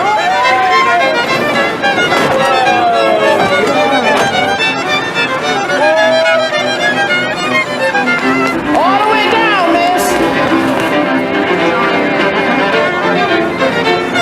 Well, it's just when you're in a hurry to get food. Yeah, 607. You ain't got to come down 15 minutes.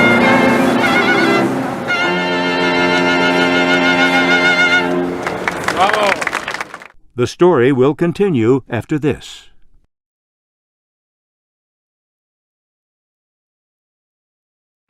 The commuters exit stage left. Time to bring on the nighttime blues.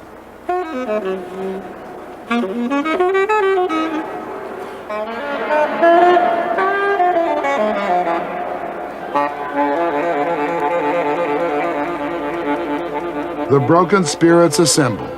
They shuffle across the shining marble stage. They are the actors now, perhaps waiting for Godot. And that's where you look. That's where you look. Each evening, volunteers from Wall Street give a little back. Don't fight over. There's lots more of that. Faces of despair, submission. Yeah, come on, split. 1:30, the terminal's closed, though. Even this refuge has its closing time. At 1 each morning, the police begin their reluctant ritual of moving the homeless out. They clear the main concourse, then head down to the bowels, searching for the station's phantoms. You ain't allowed here, so come on.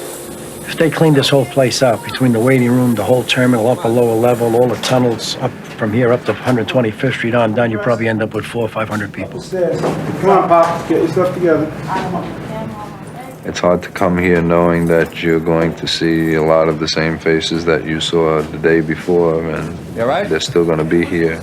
You okay? Or they might be carried out on a stretcher, and you may never see them again. You all right, Pop? I'm surprised. On the 10 floors down below, there are abandoned trains, thousands of nooks and crannies, Come on, pal, get your stuff together. Let's go. and 56 miles of steam tunnels. We sleep in every place, on top of the tunnels, under the tunnels, on top of the steam pipes, under the steam pipes, in the elevator shafts, everywhere you can look. This place is not very safe. It's not a good place for you to sleep. And I don't want to see you down here again. The advice is heartfelt but futile. Everyone knows that when the gates come down, some have been locked in, others locked out. The play is over for the day. The actors are exhausted. It's 1:31 a.m., 4 hours of rest for this grand station. And the whole awful, wonderful drama begins yet again.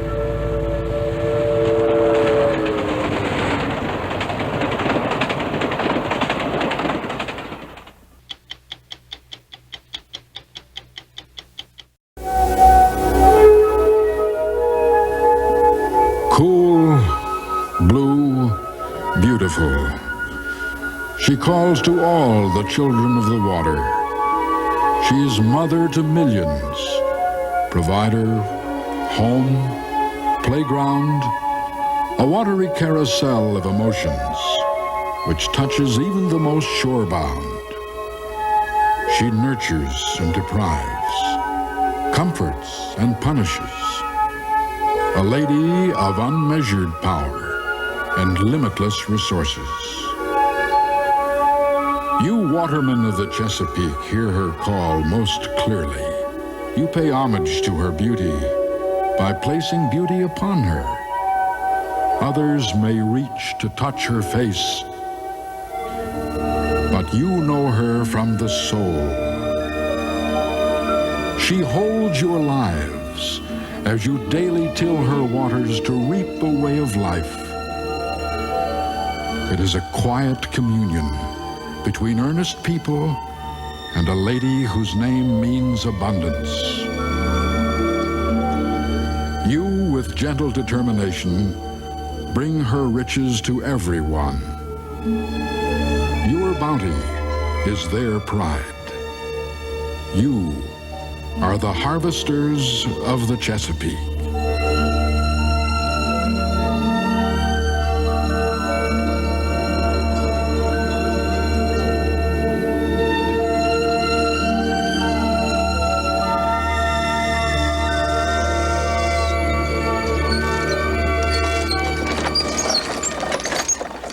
It's 5 in the morning, and the skipjack Lady Katie is setting out for a day's oystering. Captain Stanley Larimore and his crew are modern watermen who make their living the old way, on the sailing ships called skipjacks, which once covered the bay in the hundreds, but whose numbers now have dwindled to 29. Many of the older watermen started out on skipjacks. We're going to have a pretty day if we don't have still calling for 65 or 70. Stan Larimore stayed on one, because for him, captaining the graceful old ships runs in his blood. Wait a minute. Got to slack it down a little bit. Yeah. All right, now. My father and his father before him were all skipjack people, and you're brought up, you know, that way from a child, and usually what your father does, you kind of follow suit. Except for the few hours the skipjacks are allowed to use the powered push boats, the ships by law must dredge for oysters under sail. Steve, give that sheet some slack over there. Captains like Stan have learned the places to find the biggest piles of oysters, or rocks, as they are called. Here, Wonder. We study the bottom like you would a road map if you were going to take a trip. And depending on the bottom that you're working on is how long you leave them overboard. Woo!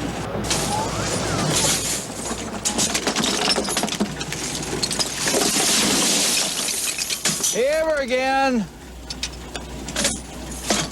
We have 5 sets of dredges, and they're suited for different types of bottom. We had a flat plate with teeth on today, but we have mud dredges and hard bottoms, and gum dredges. Yeah, Wonder. And we throw our dredges over the side, and they're, of course, drug along the bottom. Every individual has got a different call when they want their dredges to go overboard. Hey, Wonder. This was the way my father did it, and but a lot of them do use bells and horns. Some of them even tap on the cabin with a piece of wood. I don't think the pollution of the bay is as bad as some people say it is. I don't see any change in the bay, other than it's not as many oysters, but they're just as good as they were 20 years ago. Mornings are long out on the water, and the crew looks forward to the good meals which are traditional on board. There's an old saying that the cook is the most important member of a 6-man crew. Dinner's a family meal among men whose relatives have often worked together for generations. Well, Andrew's been with me now for 11 years. He started with my father when he was 13 years old. Every year he says this is his last. About September, October, he'll say, don't give nobody my place. Water business is a good life. You're your own boss, and you can work as hard as you want, really. But some days, all the hard work still yields a disappointing catch. After overhead takes a third of the profits, the rest is split 6 ways. The cost of skipjack maintenance has driven most of them from the bay. But for the watermen who work them, there's no other way to oyster. I can remember when there was at least 50 skipjacks and schooners and bug eyes on the bay. And of course we lose a few every year, but as long as I've got my strength and health, I know if one will be on the bay, and that'll be the Lady Katie. The past dies slowly on the bay, but it is said that the charm of the Chesapeake lies in its blending of old and new. As skipjack captains hold fast to the old, others are always looking for newer, more productive ways to harvest oysters. Kenny Council is one of the new breed. Diver Douglas Cahoe teams up with Kenny in a new variation on an ancient theme, oyster diving. Well, I just started diving 2 years ago. The main reason I got into it was the price. You catch a better quality oyster, you catch less oysters, and you make more money. Another factor is less physical strain on you. Before he decided to raise the red diving flag on his boat, Kenny harvested oysters with the long hand tongs many watermen still use. The hand tongers are bitterly opposed to this new, more successful method. It's not just the old timers. People don't want to accept change. And a lot of people that are complaining about the diving, every year more of them get into it. There'll probably be 20% more divers this year than it was last year. A lot of people complain about something until they try it. The first time I did diving oysters, I couldn't believe it. I just went down and I saw them all there. All I could see was little dollar bills standing up around.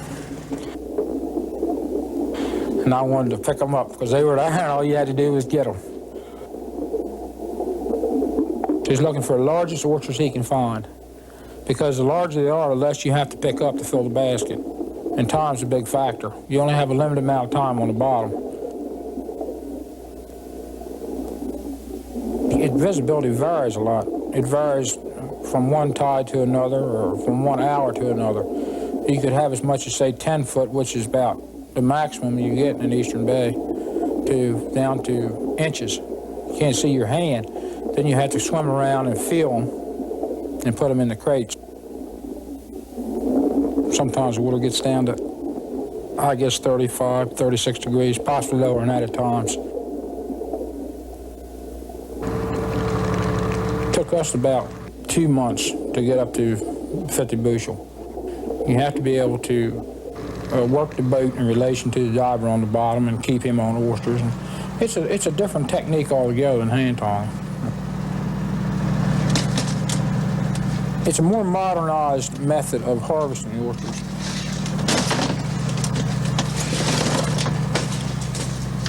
When you work with nature every day, you're out there every day, you see it every day, and it's just a way of life. We're working in nature itself, and that's what we do for a living. We're always hunting, either fish or crabs or geese or ducks on either water or land. Or that's just an aspect of life. That's where the waterman really is.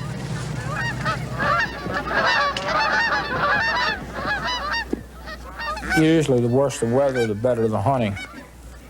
On some windy winter mornings, Kenny takes a day off from oystering to guide geese hunting parties. Hunting is a multi-million-dollar business on the eastern shore, and it gives some watermen the opportunity to make a little extra money. All right, take it. Take them.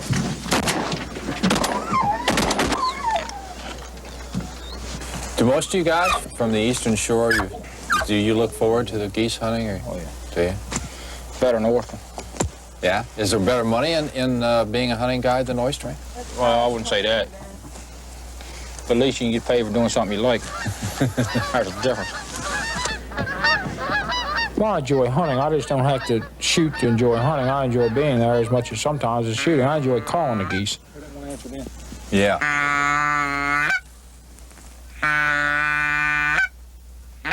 I like to lure them into the decoys. The biggest thing a good guide is a lot of patience.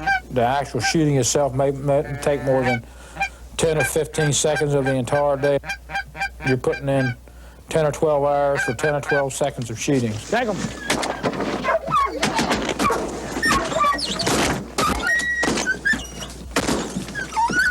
That's what it's all about. That's the fun when you're watching that to me.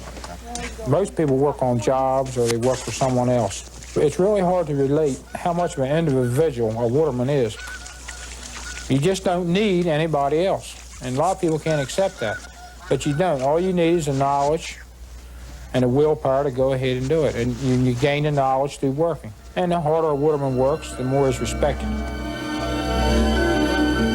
You welcome the hard work she demands to fill your lives. You are strong and free.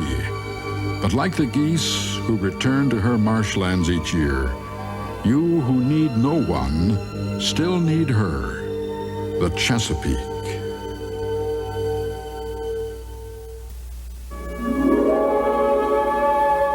Through the long winter months, her surface glistens unbroken in the morning sun, except for you, the waterman, as your harvest continues. On a calm day, her beauty is deceptively peaceful, belying dangers that come most often this time of year. You fishermen who lay your nets at the mouth of her rivers, yours is the hardest task of all, and it's from you she exacts her highest toll. These nets are the centuries-old symbol of fishermen like Frank Moore and Bobby Abner. Theirs is a cold, backbreaking, precarious way to make a living, and the number of net fishermen on the bay has dwindled. We almost got it. But the lure of the water was strong enough to pull Frank away from a teaching career. Well, I've lived on the water all my life, and it's fun being your own boss is what it is. I like working for myself, and if I fail, I fail. If nobody else, I can't blame it on anybody else. Weather really affects you fishing because the wind is such a factor that you can't hold the boat into the net and work it. Of course, the more the waves they are and the more tide it is, the more you got to hold on and put strain on the net, and eventually you end up ripping the net and tearing the anchors loose. All right, we'll take it from the inside, same way. Tide's starting to get off a little more. There's two different kinds of net fishing. There's anchor netting and there's drift netting. Frank, just walk right back here, and that'll keep the net around on this back side. And what we've done here, we've anchor netted. Got it, Johnny? Got her, John? Okay. Anchor netting consists of a top and bottom line, the webbing in the middle, one lead line, or one bag line, and one cork line. Of course, the bags sink, the corks float, and in between the netting, we just catch the fish that swim along the bottom. You got it, Frank? I think the sportsmen and some other environmental groups feel that we're catching all the rockfish in the Chesapeake Bay. There you go. Another rock on the top line. And that's just not true. Two up. Double header. Double header. The rockfish has been more plentiful in years and years and years ago, but 20 or 30 years ago there were 1,000 times as many net fishermen as what there is nowadays. In fact, the fish population in the bay is declining, but recent studies show that sport fishermen catch more than twice as many fish as commercial operations. Oh, I swear to goodness. The steadily decreasing catch and increasing expenses make the risk involved in net fishing almost too great. Another one coming up. And it's a risk that watermen don't take lightly. Oh yes, you've got to respect the bay. People that don't respect the bay, they bury. You've got to know what she can do.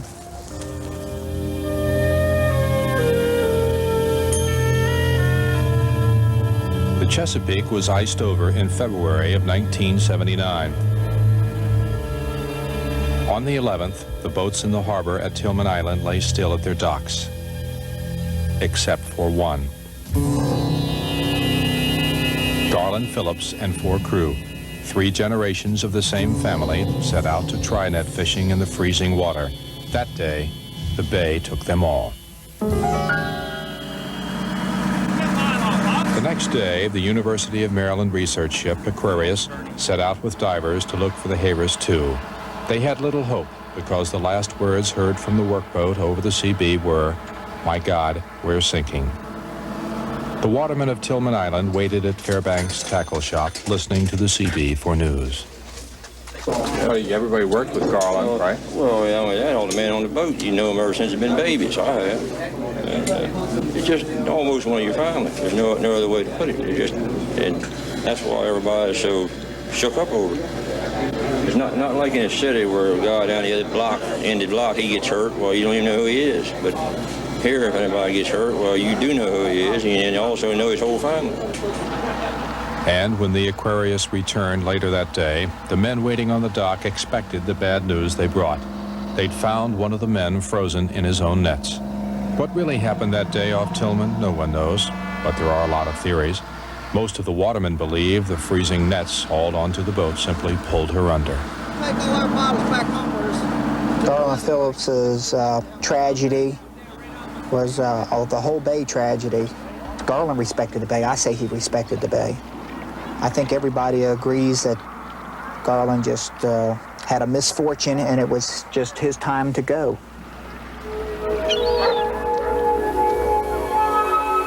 Like your tiny islands, so vulnerable to her moods, you survive or perish at her bidding.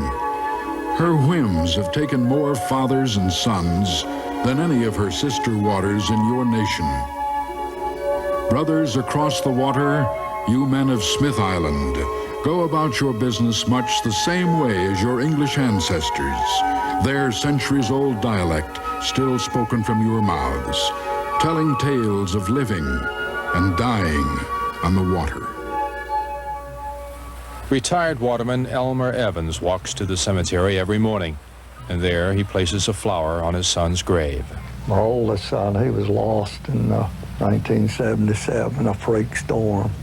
My son, he was going out to catch fish. But that storm, it come through here 60 miles an hour. It was 7 lost that day, and every one of them was veterans. He was lost on the 4th of March, and they didn't find him until the 27th. But the boy that found him, he said when he got down there and looked out in that strait, said he wouldn't have been out there in his big boat, his 42-foot boat, for no amount of money. Everybody gives, it was just like the Lord gives and the Lord takes.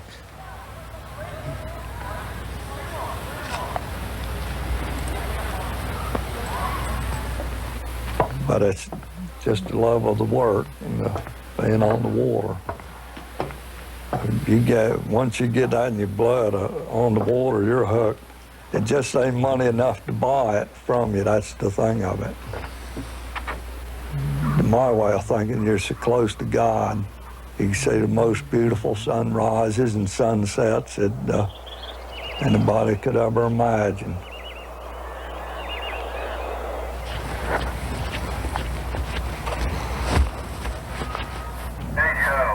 Well, I'd leave the wharf about 5:45. And depending on the wind, I'll decide where I'm going to go then. John Cranston Tyler is 25. He's been working on the water since he was 9, and he bought his first boat at 14. My father and mother had big plans for me to go to college and all. They saved all this. I didn't want to go. I wanted to work on the water. That's what I grew up on, and that's where I wanted to work. And I just figured I didn't have to have a high school or a college education to work on it. There's days when it's blowing hard and it's rough, raining and cold, and you just look around and you say, if I'd gone and got an education or something like that, I could be sitting behind the desk. But then the next day you go out there and the sun's out nice and shiny, and everything's real pretty around and all you, and you say, this is nice, this is heaven. You don't have to answer to nobody. Nobody don't tell me what time to go or what I've got to do. It's my own decision. John's been on his own since he was 21, working the oyster beds with his hydraulic tonging rig. He prefers working alone and being responsible to no one but himself, but he cares deeply about other watermen.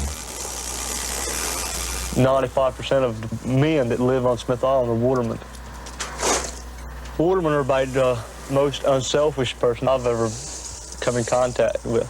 The other day, I got my weights on the wheel. And a man stopped work, come there and took his tongs and dipped around and around, caught my crankshaft for me and cut them off. I just pulled the line in, got it off. I got in a day's work, or a part of a day's work, which was better than nothing. So in my opinion, that's unselfishness. I mean, that's friendship. That's what I find out about most of the people that works on the water.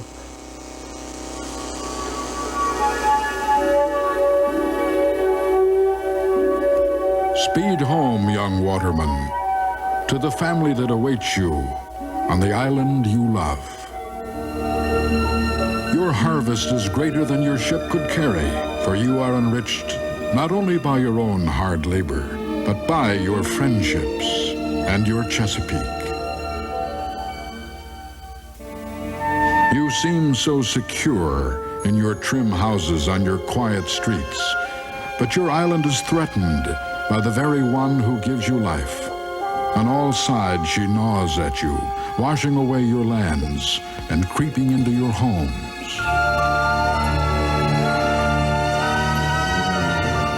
I don't know if the island's sinking or not, but the tides are getting higher. It's eroding bad. Yeah, Smith Island Bay side is going real fast. If Smith Island is gone, more than likely, we'll move on. We'll move to a place where we can continue working on the water. But Smith Island has some rich crabbing grounds right here. And with Smith Island gone and the bottom are changing, you would see a big difference in the seafood production in Maryland. The bay shore keeps eroding the way it's going. I won't have to leave Smith Island, but I'm pretty sure that my kids will.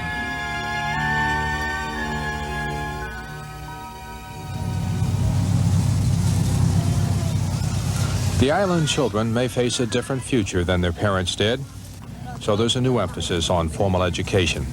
The island school only teaches through the 8th grade level. That means the teenagers go to high school in Crisfield, not by bus, but by boat.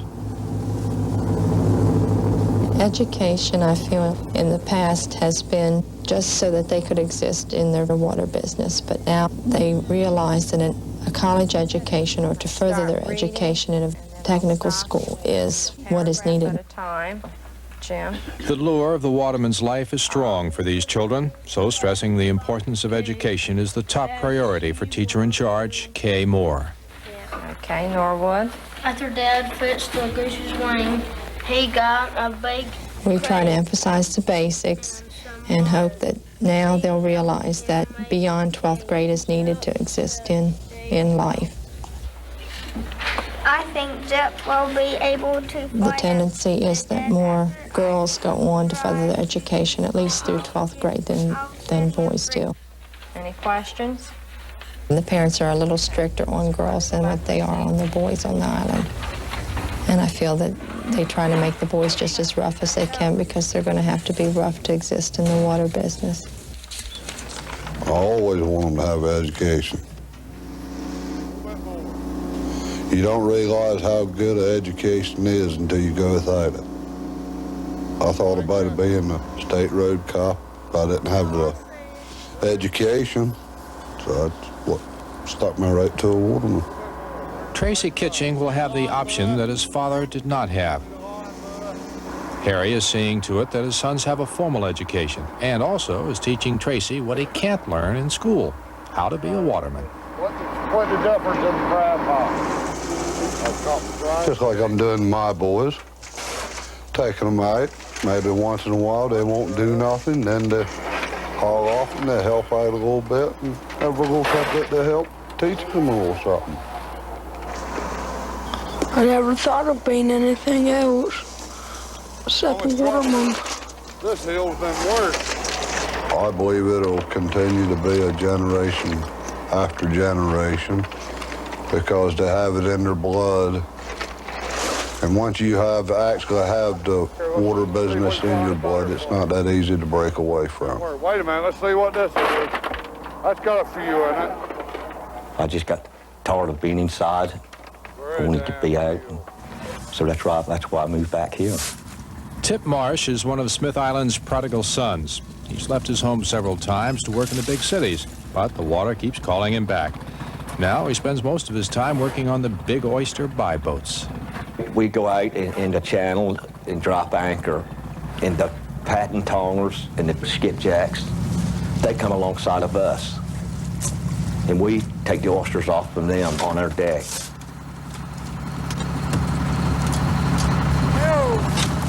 They shovel the oysters in the tubs.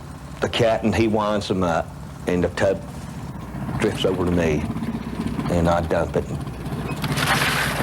Tip's love of the water includes a special passion for boats. He fills his life with them, from his rough work on the oyster buy boat to the careful study and delicate handiwork of his favorite hobby, building ship models.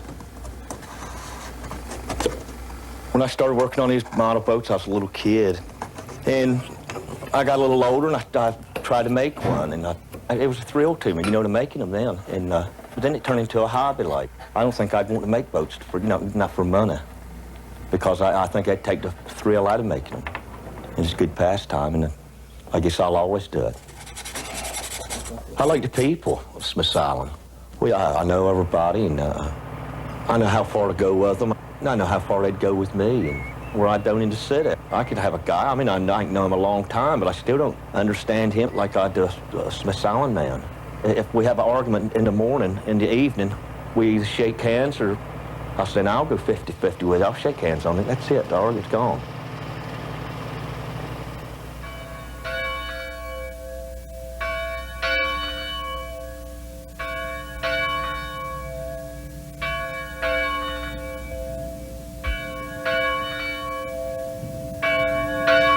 I guess some people might think that we might get tired of this after a while. We've been doing this a long time. We've been gathering out here. We know pretty close who we are. Every time either one of you stands up and praises the Lord, I grow by that. I think we all do. And the service is now open. I thank God for each and every one of you. We need each other at times. And I thank God for that. I thank the Lord for his many blessings. I could never praise him or thank him enough. When I'm out of work, and that seems like to me that's when I need him the most. When you belong to him and you know all about it, he'll tell you what to do and show you what to do. It's been a pretty hard week, as you know what it is on the border. And the devil's right out there, right with us every time. It's my aim to do and please what my Lord would have me to do. I want your prayers that I will be kept faithful. Hallelujah. I want to thank the Lord for this wonderful privilege. Last night when I went to bed, I thought I was going to be too tired to come out here this morning. Well, I felt. But I was awake kind of early, and I got thinking that thing over pretty carefully. I know if it'd been Monday morning, I would have got up and real early and went out to work.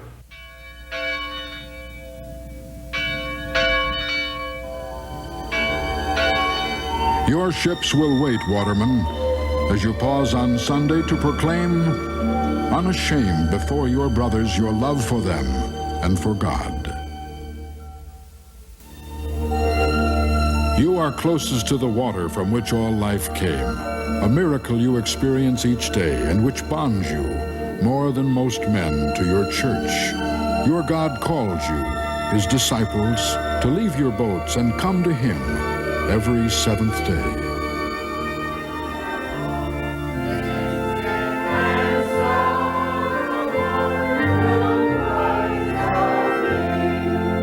I think we could characterize the people as very naive. Naive because they think that all men are just like they are.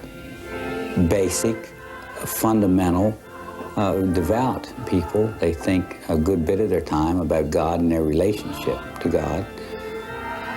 Maybe because they work so close on the water that they're always conscious of, if it wasn't for something of a greater being, nature, provider than themselves, that they just wouldn't have income.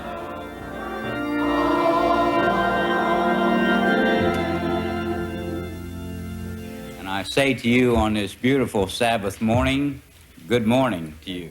Henry Zollenhofer came to Smith Island 4 years ago to be pastor for its 3 churches. If we will humble our hearts and bow our spirits. A city dweller, born and bred, he fell in love with the tiny island and its people.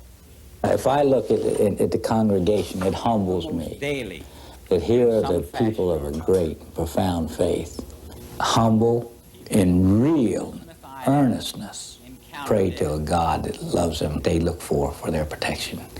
It humbles a minister, let me tell you.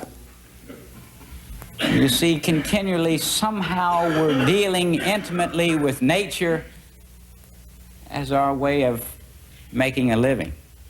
The church plays a much larger role than religion here. It's also the only form of government.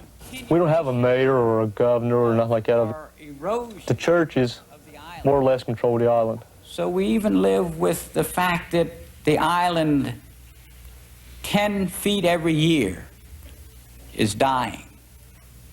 So that the Corps of Engineers say in 40 years, that which is Swan Island, our barrier against all the blust and the energy of the waves of the Chesapeake Bay, will be upon us.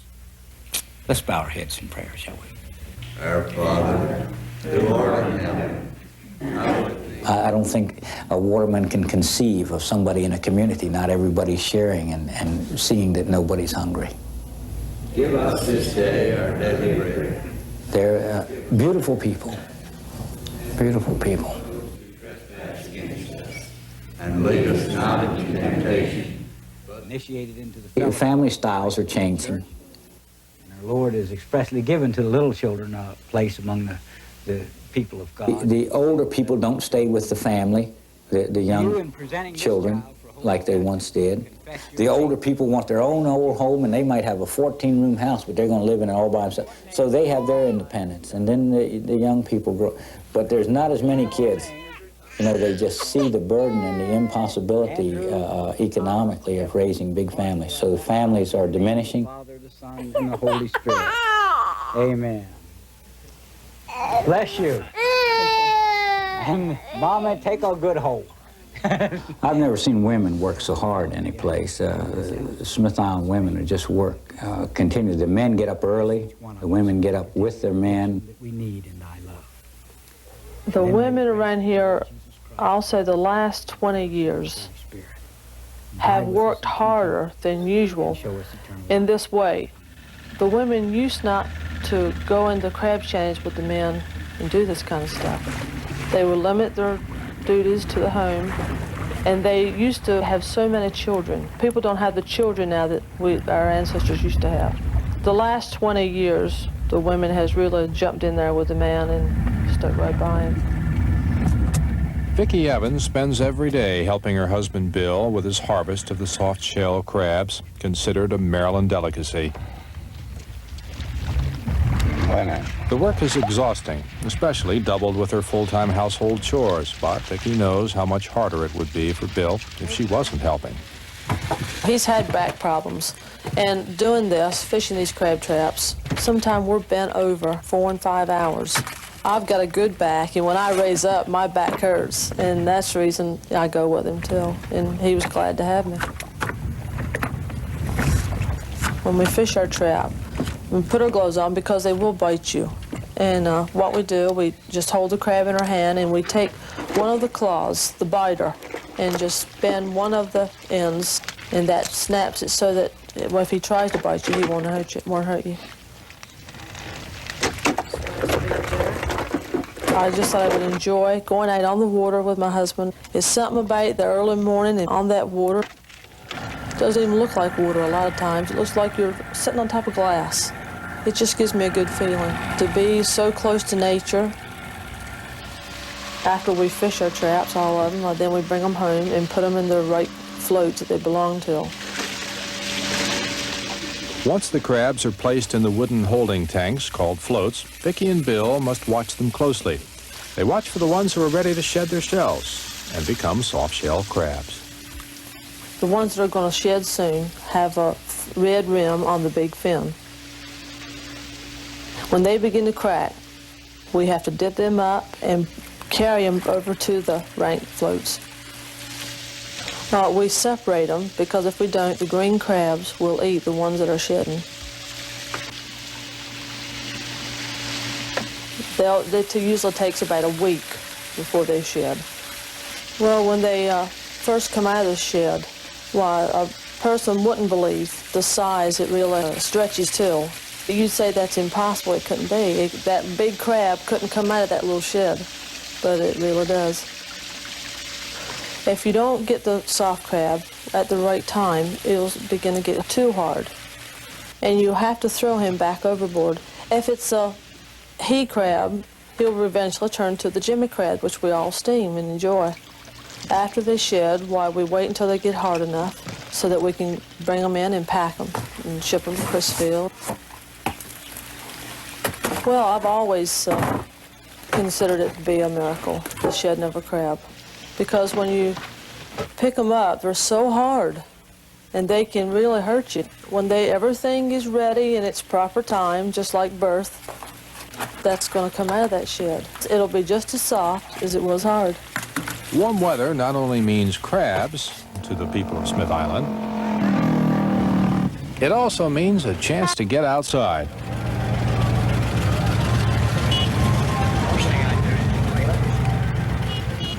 They take to the roads in every kind of vehicle imaginable, or just go for a leisurely stroll. There's one activity that attracts old and young and everybody in between. It's the island version of our national pastime, baseball. Coach Joe Kitching's boat takes his players and a cheering section from the town of Ewell to the town of Tylerton for a face-off between Smith Island's two teams. The whole idea is giving them teenagers something to do, something to look forward to. That's what we're interested in. Keep them off the roads and keep them away from all the bad things they can get a hold of now. Guarantee. What, have they done anything there to right center? Being a small community, we don't have the movie theaters or the places to go, the roller skating rings or the bowling alleys. So when we do have a ball game up at Smith Island, everybody comes out to see it and all like that. You know, it's a time that everybody gets together and all. Come on, Steve, you're fired. Keep it going. Yeah! Come on. It's like our whole island's pulling for us. It's a lot of fun when you go down there. It's like being in the major leagues.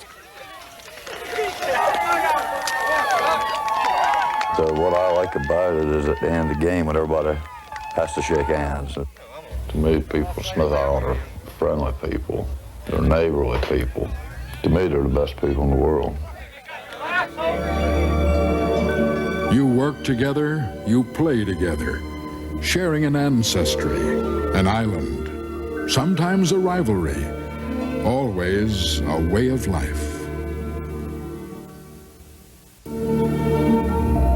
Where she is part land and part water, she harbors the blue crab you sought first when you were young, and when you are old, it is this you do to the last, crabbing in the warm weather which treats you more kindly than winter's harsh oystering.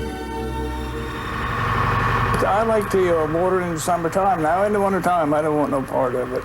Oh, heck, I've served my time on the water in the wintertime. I know what it is to be out there when it's cold. At 80 years old, Carlos Tyler has certainly put in enough years on the water to retire, but he's still getting up at 4 o'clock in the morning to go fish his 100 crab pots. The only concession he makes to his age is getting back in early out of the hot summer sun. It's cooler when you first start, and as a rule, you have better weather. When you go, you just shut your eyes and go out there and throw pots overboard. You got to know where you are and know how to get to it. You can't go out in that bay and find crab. You can't find them every spot. There's some spots better than others. And of course, the watermen learned that. On average, I'd say it'd take 5 hours to get your pots fished. Now, I don't fish the pots that these younger fellows do. Heck, they stay out there. I'll be through by 10 or 10:30, and some of them will fish till 12 or 1 o'clock or later. They're fishing more pots. Well, I imagine I'll be doing it as long as I'm able to do it, as long as the Lord allows me to do it. Yes, I don't have any complaints. I don't think there's anyone that ever made all the money they wanted, but I've always made enough to pay my bills. And I guess that's all that's necessary, isn't it?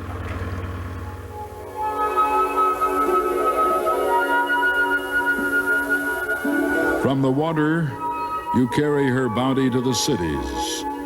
And in the manner of all seafaring towns, Chrisfield receives you and gives you your due for a hard day's labor. There, other watermen ready your harvest to share with the world.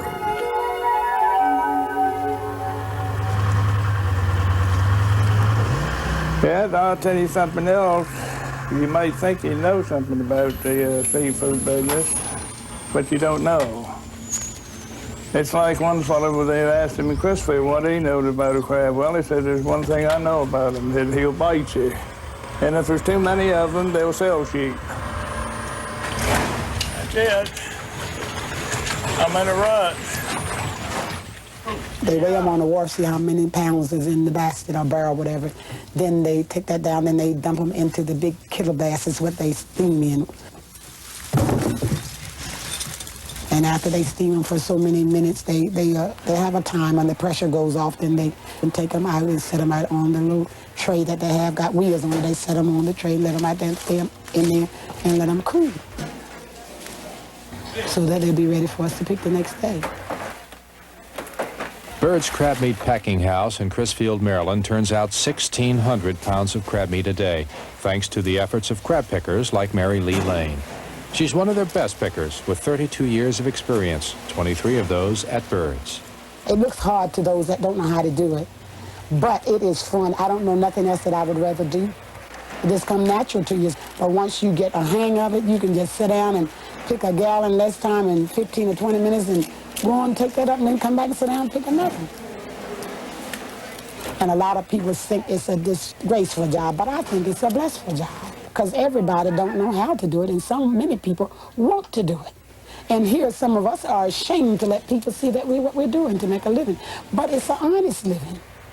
And it's money in it, because there were years you could sit down and work all the week and your take-home pay wouldn't be over $80 or $90, but now you can sit down and work from Friday till Thursday, your time going, you done made $300 or $400.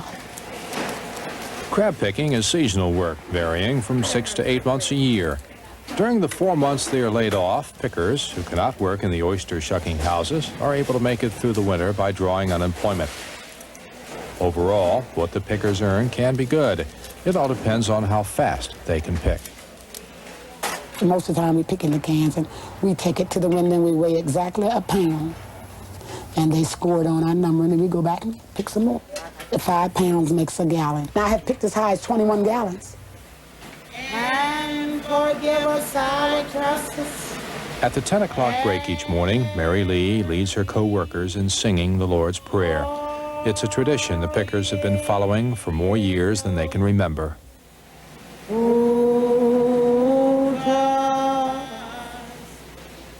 A lot of religious people down on this Chesapeake. There's a lot of churches, a lot of people working for the Lord, evangelistic work. And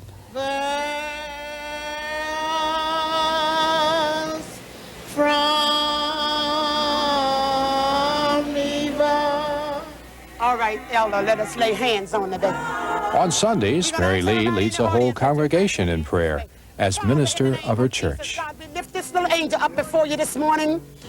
Most of the people right here in this town, they make their living off of the bay. All the people in my church works from the sea. There you are. Oh, praise the name of Jesus. But you know, we praise God because out of all the tornadoes and storms that have gone by, we thank God because God watches over us. We all would have been swallowed up into the hands of the enemy. So it all boils down to be God-fearing people. We know and we recognize that it's a God somewhere. And this is what we serve, that God. Hallelujah. It's going to take it, baby. God bless you. God bless you. You see, God made us all. He made man in his image and in his likeness. And if we're going to be in the image and in the likeness of God, we're going to have to get along together.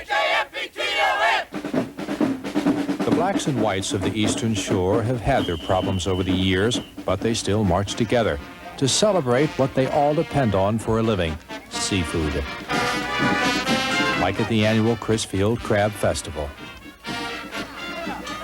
So once the watermen come back ashore, they enjoy being with each other. They enjoy being with their own kind. One of the best things about our community is how we all stick together. When somebody's in trouble, everybody, is there to help.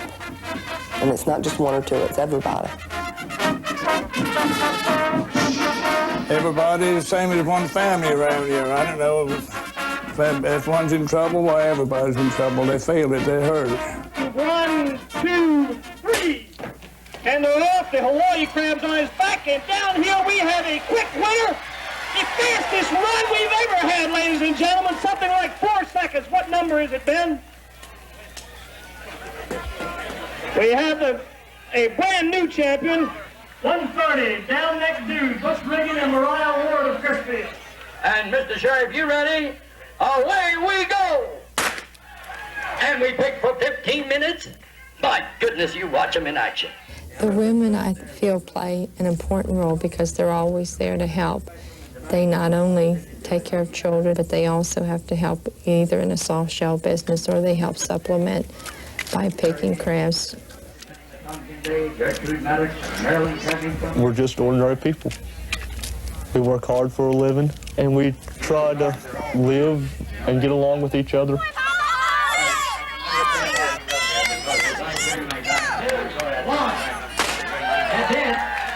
That's it, ladies and gentlemen. A hand for these great contestants. Too much for these 4 beauties and 4 great queens and 4 great champions. Our new queen and champion, Arpegia Maya. And I think the watermen understand nature and working with nature instead of against nature. A waterman's a breed like he's been a part of the creation in the sea and happened at the same time, so that they really feel it. The waterman's lifestyle is a living history of the Bay, handed down by their fathers and grandfathers for centuries. They hold tightly to this heritage, like the log canoes they race each year, graceful sailing vessels dating back to the Indians who preceded the watermen on the Chesapeake. I love the Bay. I like working on and living next to, and it's just home. Chesapeake Bay, I don't know. I've traveled over one end of it to the other. If I wanted to quit, I could quit anytime I wanted, and the other fellow feels the same way. All they do is stay out there and work hard. You're free in one sense of the word. You not got no boss. You're your own boss. A waterman's boat is most individual as you can possibly get. Once you leave the shore, you're completely 100% on your own. You don't have to worry about all the smog and all blinding you in the face. I mean, you got the clean, fresh air all the time. But I still love the water, and I guess I really wouldn't want to do anything else. Actually, the Bay, to me, is my whole life. She is your life, her very salt running in your veins, bonding you to her, no matter what else may change. Your beacons lighting her pathways for all who travel on her, these may disappear. Your faces will come and go, but she is constant, and you will always be her children, harvesters of the Chesapeake.